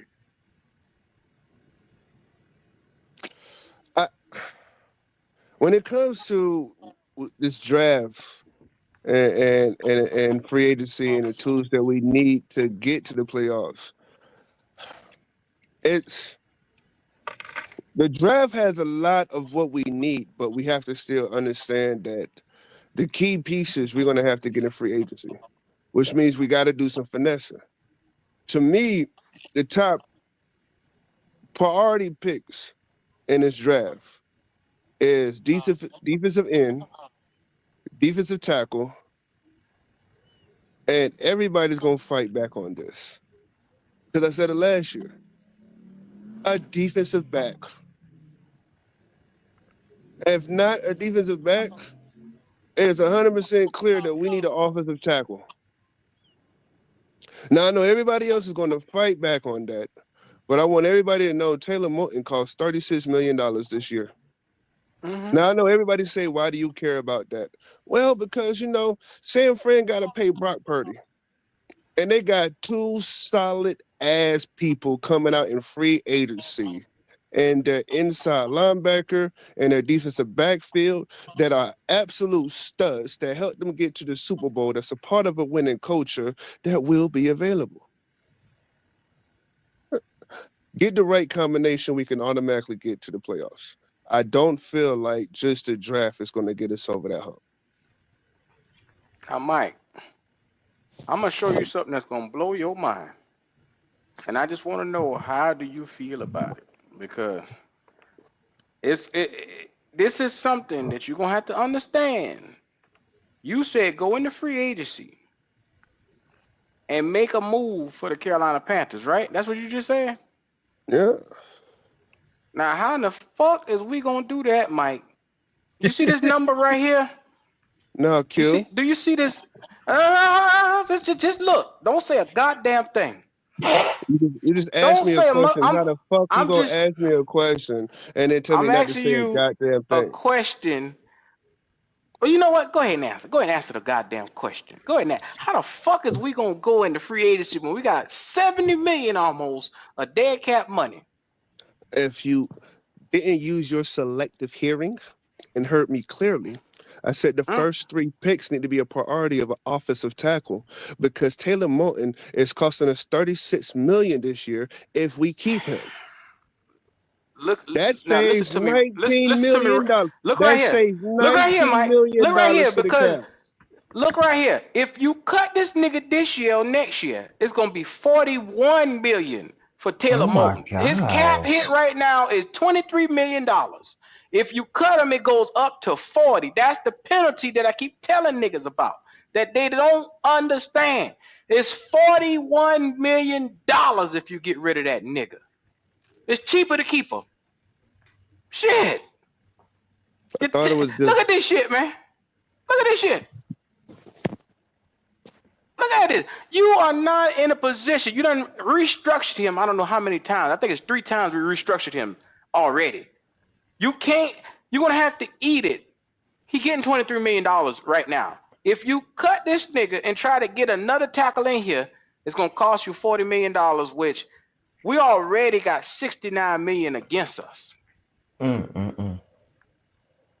Now, portion of that will drop next year after, I think it's after we get through free agency and after we get through thing and it's the start of a new season, that money, or some of that will drop, but not a lot of it. You won't have that money going into free agency. But look at the cap numbers of these niggas that's sitting here. Xavier Woods getting ready to walk off. You got these guys right here. Look, Robert Hunt. You just signed him. If you cut him or anything like that, it's $44 million. You don't want to mess with none of these niggas. Bryce Young is $31 million a dead cap. If you touch him. Ika Makwanu, the same nigga that they want to get rid of, is $16 million just to get rid of him. No, we don't touch any of these niggas. Stop trying to move niggas around. No. Sit your ass still. At this point in time, Mike, you don't waste that first pick or nothing on no goddamn tackle. You focus that shit on either on defense or a weapon for your quarterback. I said the That's third why I pick. say I said the I third don't give a pick. damn. Third pick. I don't give a damn what pick you talking about. I don't give a damn. Come on, Mike. Mike. All right, look. No. On my apologies. Listen. On my apologies, No. because I looked on a different website that said bad information about if you cut him before June. That's my apologies. But the problem is the nigga still has motherfucking all that shit in his knees and his legs since for the past 2 years. I don't give a How fuck. old is I Taylor nurse Moton? that nigga up and give him a sandwich, man. I ain't pushing him out the door. I'm not saying push him out the door now because, like I said, I got bad information on a different website I was looking at. But no matter what, you still need to draft a fucking tackle behind him. He's 30, my nigga. With arthritis in both his legs. He's 30. Oh my God. Right tackle. 3rd round pick should be a tackle because the last thing you want to do is lose the ability of the strength of your line. Think about this. Mike, you got 80% 2 more of tackles. years. You got one. You got more. 2 more years with this nigga. All you gotta do is sit your ass still. A good tackle can play, goddamn it. They can play up in their later 30s. 33, yeah, 33, 34. Yeah. Shit, look at Trent Williams. That bitch goddamn the oldest I knew you motherfucker. was gonna bring up Trent Williams. I knew you was gonna bring up Trent Williams. That nigga couldn't say Look at the nigga. nigga at the Rams that played that he was 40. Yeah, he won a Super Bowl. Andrew You talking about? Andrew Whitworth. Mm-hmm. I mean, as long as the nigga still moving around, he ain't getting beat week to week, dog. Nah, you don't have to reach for no tackle, man. We can get one later on. Don't reach. You focus on the main issues. You focus on the main issues right now. I love the fact that you thinking ahead of the line, but Mike, some things you just got to rest on, and that getting that goddamn tackle right now is gonna cause more friction than anything. it's going to really handicap us where we won't be able to get nothing. So right now, your best bet is to focus on the draft. Free agency sounds nice to a lot of people that think that we got a lot of money, but we don't have a lot of money. Nope. So you can't per se say free agency is going to cure this team. Free agency, you're going to overpay for whoever you get in free agency to come here. You do better to hit the draft and build a correct way. That's all I'm saying. You got 10 picks for a reason, nigga. Use them. Nigga, I'm using them. I'm saying I'm using them. I'm more big. Look, I'm one of those guys that I've said this before in the panel. I really would like to focus nearly entirely on the defense, except for like for instance, I also think that no matter what in this, y'all might push back on this. I also think no matter what in this draft, it'd be stupid not to leave with a center. I'm one of those guys that I see the strength of our team is the line.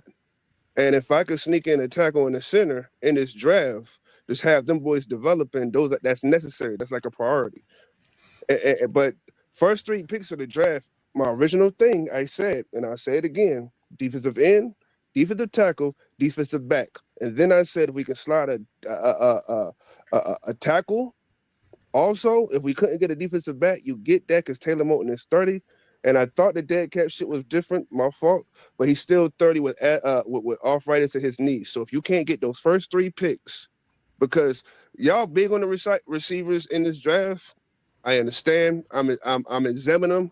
I've got like 4 in the 3rd and 4th round, and I'm examining right now because in my eyes, the first 3 priorities is evident. I know y'all love him, but Jace Horn did go down with another injury this week. He did. No, don't make no mistake. You better get a corner in this draft, though. Derrick Brown is a big man for that big ass injury he made, and on the first week, he might not be 100% starting next year. So we have to get a defensive tackle to get some pressure off of him, so he ain't got to come back and try to rush back, and we can give him time, unlike we did Jonathan Brooks. That's 2. And 3, we definitely need a defensive end. Like Jadeveon Clowney is up there in age. Like I think he's 32 or 33, and he's got 1 more year on the contract. I don't know too many defensive ends that's at the age of 33, 34 that has great seasons. So if those 3 ain't the first picks of the draft, as much as we invested in offense last year, I think we need to work on our investments, our developing, and get the other part of this fucking team fixed because the shit has a lot of potential. If we get the right people, this defense could be the best defense by far in the NFC South by a mile. It literally could be the Pittsburgh, the Baltimore Ravens, all that shit, the New York Jets. It could be that kind of shutdown type of defense in the NFC South. And this is the perfect draft to get it there. Don't waste making an elite defense trying to upgrade the offense that has all the talent you just invested in a year ago. JT Sanders hasn't been on the field constantly. Xavier Leggett got a hurt hand and he came in, this motherfucker hurt. Jonathan Brooks was hurt all fucking year and his back hurt. Nigga, you invested badly. But let's see what happens when your investments come back. Our defense is suffering. Fix it. My man James McFadden say we need defensive pressures at the line ASAP. That's the main focus. I'm telling you. I agree. Like if you ain't trying to get Mason Graham or Mikael Williams or Carter or Mick Skirton and the first pick of the draft, I don't know what the fuck you're doing. Especially Nick Skirton. Nobody said anything about him on this panel, but that nigga's a bulldog. He's like 280. He literally pushes through left tackles, easy as fuck.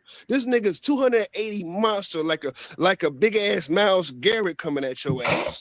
I'm not saying he's on that level, but he has all the ability to be. Remember Charles Johnson that we had here in Carolina? He reminds me of him. Imagine having that on the other side, getting you 15 sacks a fucking season.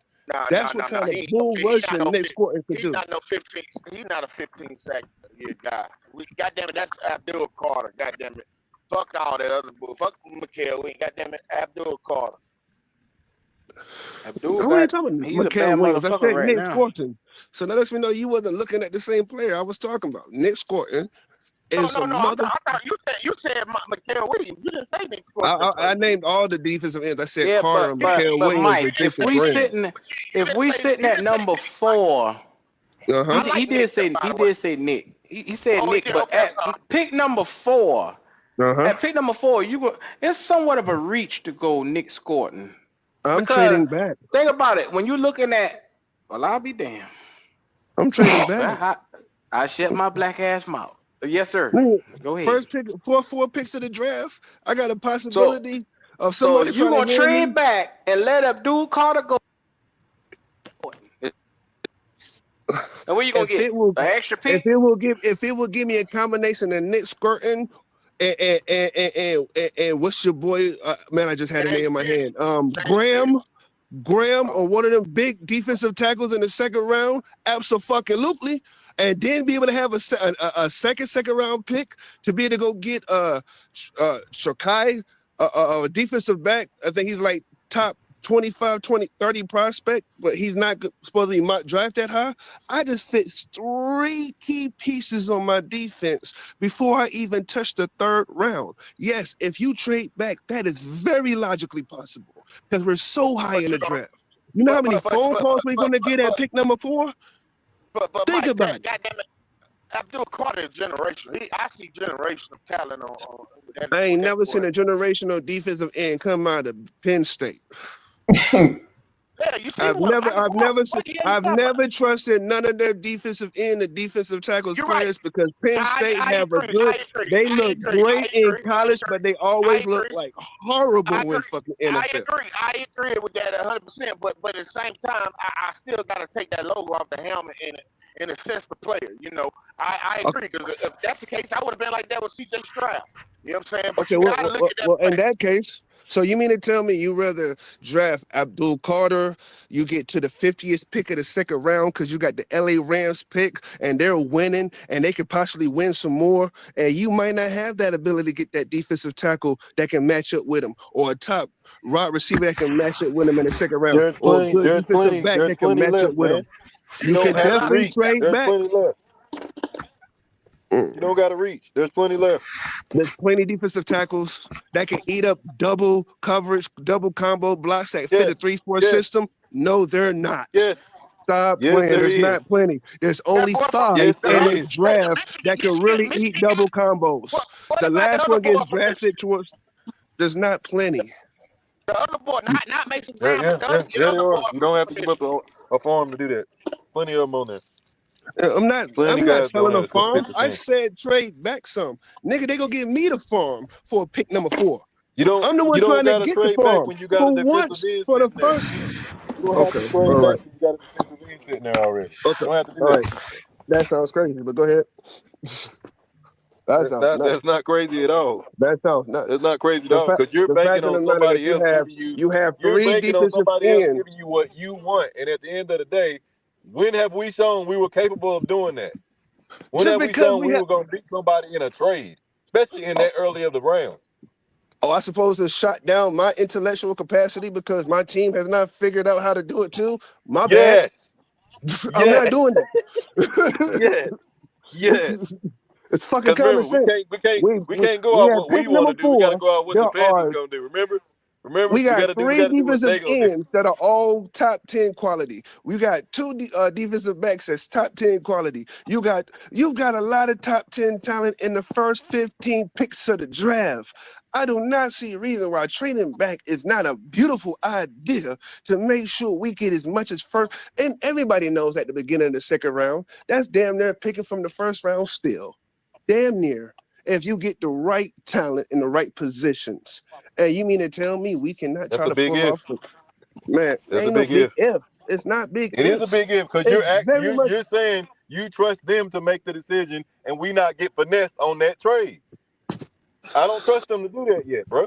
I'm not saying it's a bad idea, but they got to do it the right way. And they haven't shown you or gave you any reason to think they could get it right this time. Not that's one. True. That's true. So I don't trust them. I'm scared. I'm scared. You're gonna do that trade and be I like, understand. I understand. Like, is that it? Wait a minute. Where the rest of it? Hold on. Hey, it's like you making a deal on the street and they're like, hold, this ain't nigga, where the rest of it? This ain't it. That's true. Nigga, you sounded like, what's that movie? This ain't enough. Make it enough. Like Friday. Hold on. Make it Yeah. enough. Wait a minute. That nigga said they treat us, the Carolina Panthers, like Smokey Mama did him. Yeah. Hold on, nigga. I gave you the 4th round pick. This ain't enough. Make it That's enough. it. That ain't enough. That's That ain't enough, crazy. bro. Don't walk away with me, man. Don't get me wrong, man. He said Carolina Shoot, Panthers. Smokey.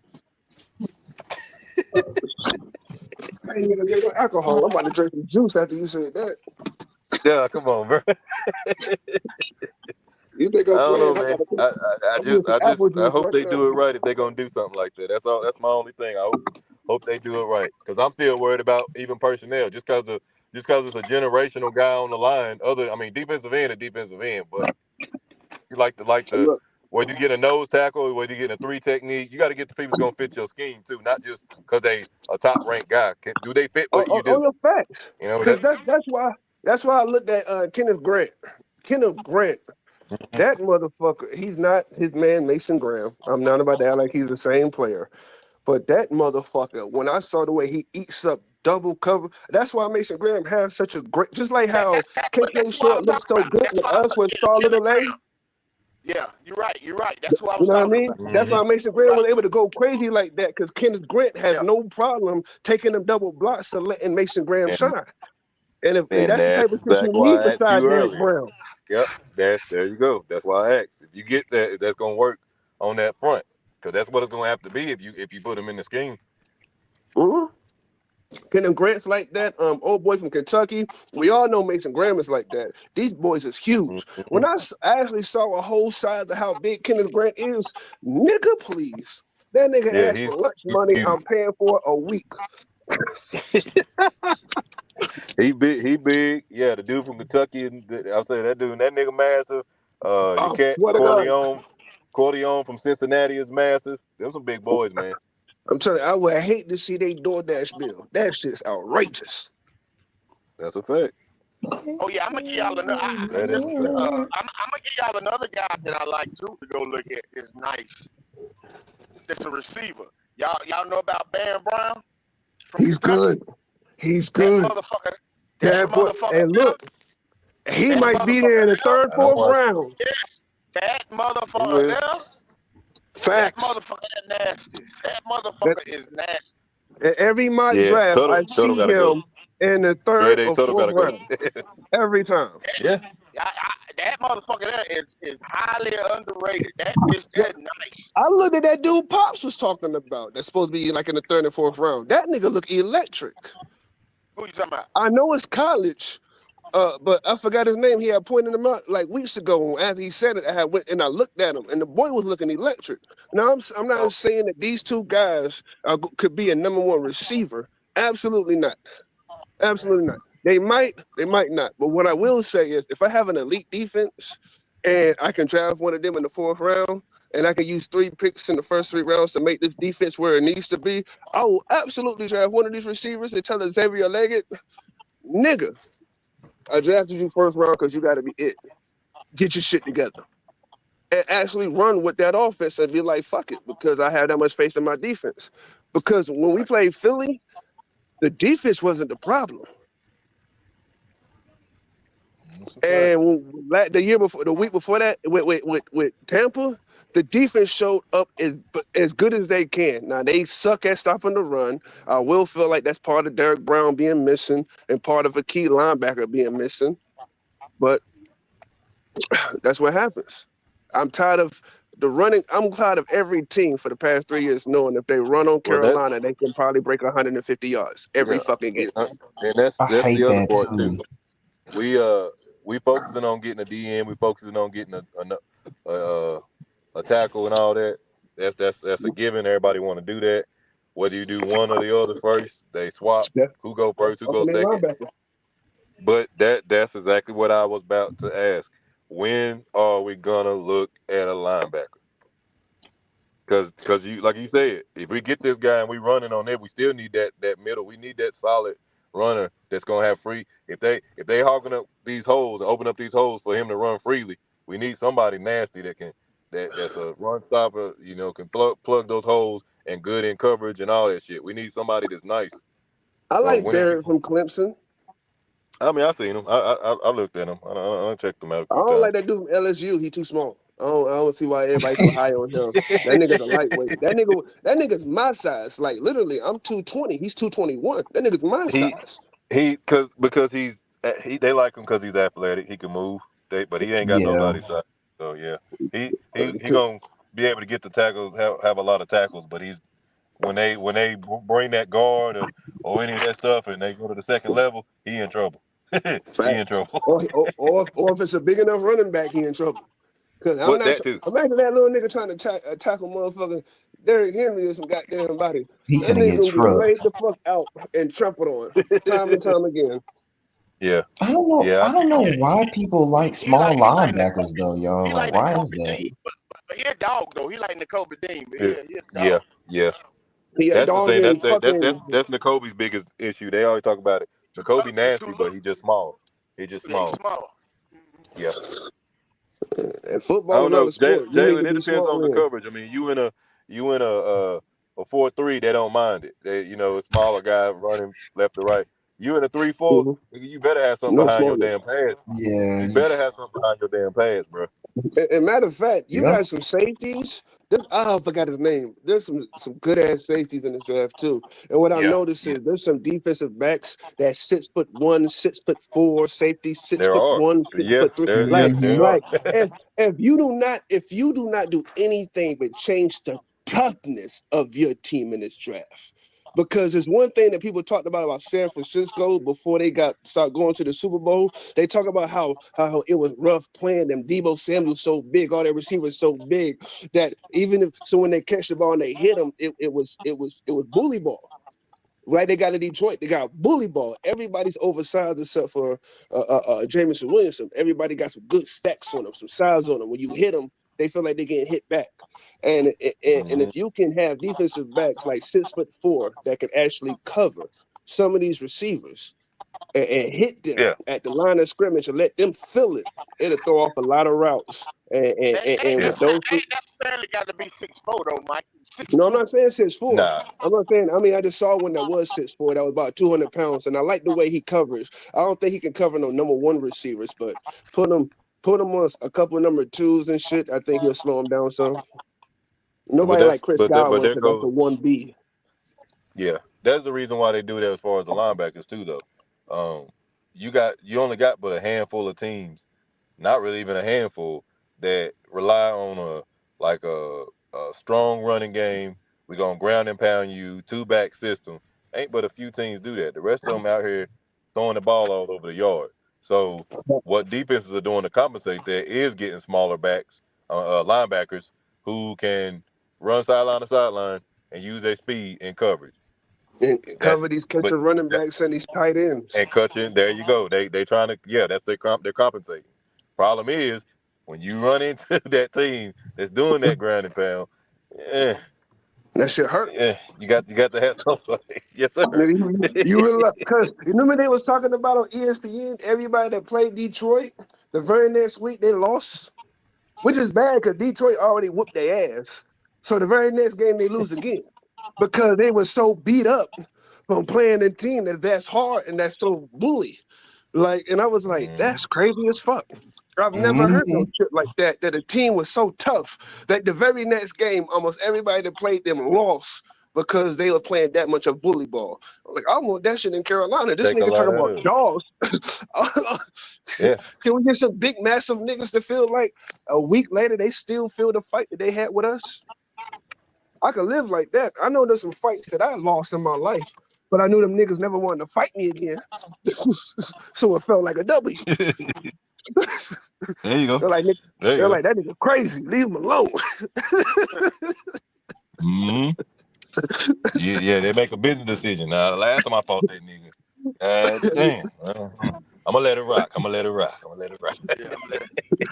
let this one go right here. Yeah. Matter of fact, I'm gonna tell you one. When I grew up, there was a guy that grew up in the town with me. I grew up in a small town in North Carolina called Dunn, North Carolina. It's right outside of Fayetteville. Yeah, you from Dunn? Yeah. Oh, you from the little country ass hood ass done. Fact. Yeah, Country and hood at the same time. He said country ass, hood ass. I'm from Fayetteville, so I know all about done. I'm from Yeah, I got family Fayetteville. all in. I got family all in Fayetteville. The Floyds, the Hicks, those are my family. But this is where I'm coming from. Niggas will come from Fayetteville and press on niggas that done like nigga.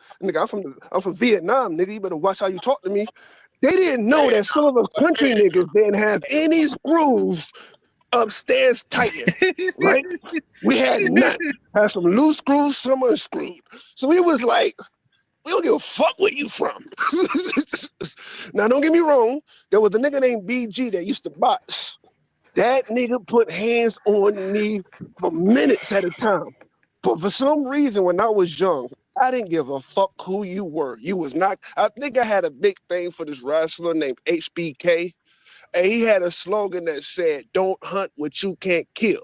And I laid down for absolutely nobody. So if all I did was get back up just to throw some punches, that's all I knew when it came to fight. The problem is this nigga was beating the shit out of me, but he was getting exhausted. He was like, this nigga got no quit.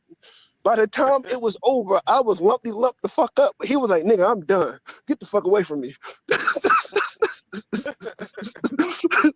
So all of a sudden, when I went to the Ville, I had respect. I go to Cross Street Mall. I did a little performance at the Palace because this nigga was from out there. And he would tell his homie, hey, I ain't never met nobody that had as much as heart as him. Well, I forgot all about the goddamn Palace. Boy, goddamn Palace.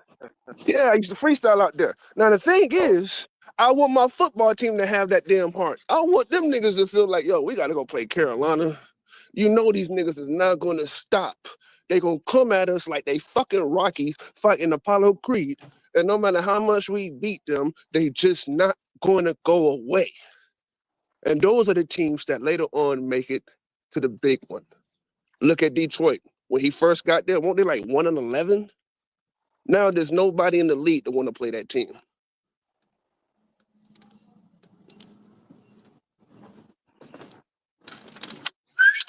Come here, baby. Come on. You ain't got nothing to kid him. Come on. And a treat.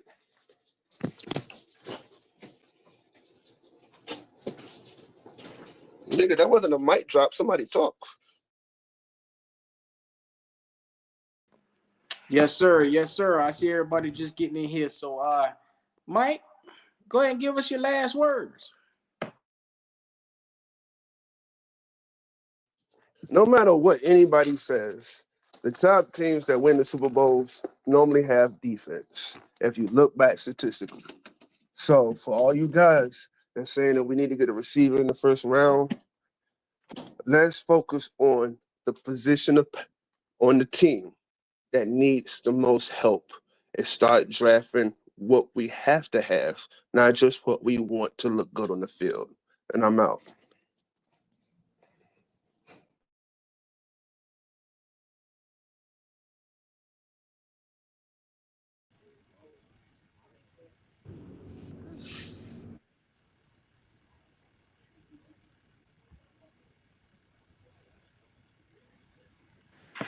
Yes, sir. Brother Jalen, go ahead and give us your last words. What's going on with you?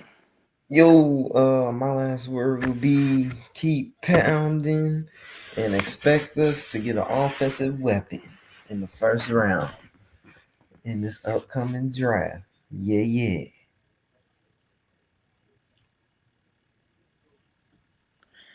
Logic, talk to me, Bubba. Yeah. Hey, man, another great show. If you're just not tuning in, run it back, listen in, understand the takes, leave a comment. Hey, make sure you like that button. It don't cost you a thing. Black Cat Panther Podcast. This is your boy Logic. Yeah, 4 more weeks, man, and this misery will end. It's your boy Logic, Lord man. I'm have out. mercy. Yeah. It's Make sure y'all comment, like, and subscribe to Logic's channel too. Make sure I put the link in the bottom of the description. Make sure y'all bring y'all black ass back. All right, niggas.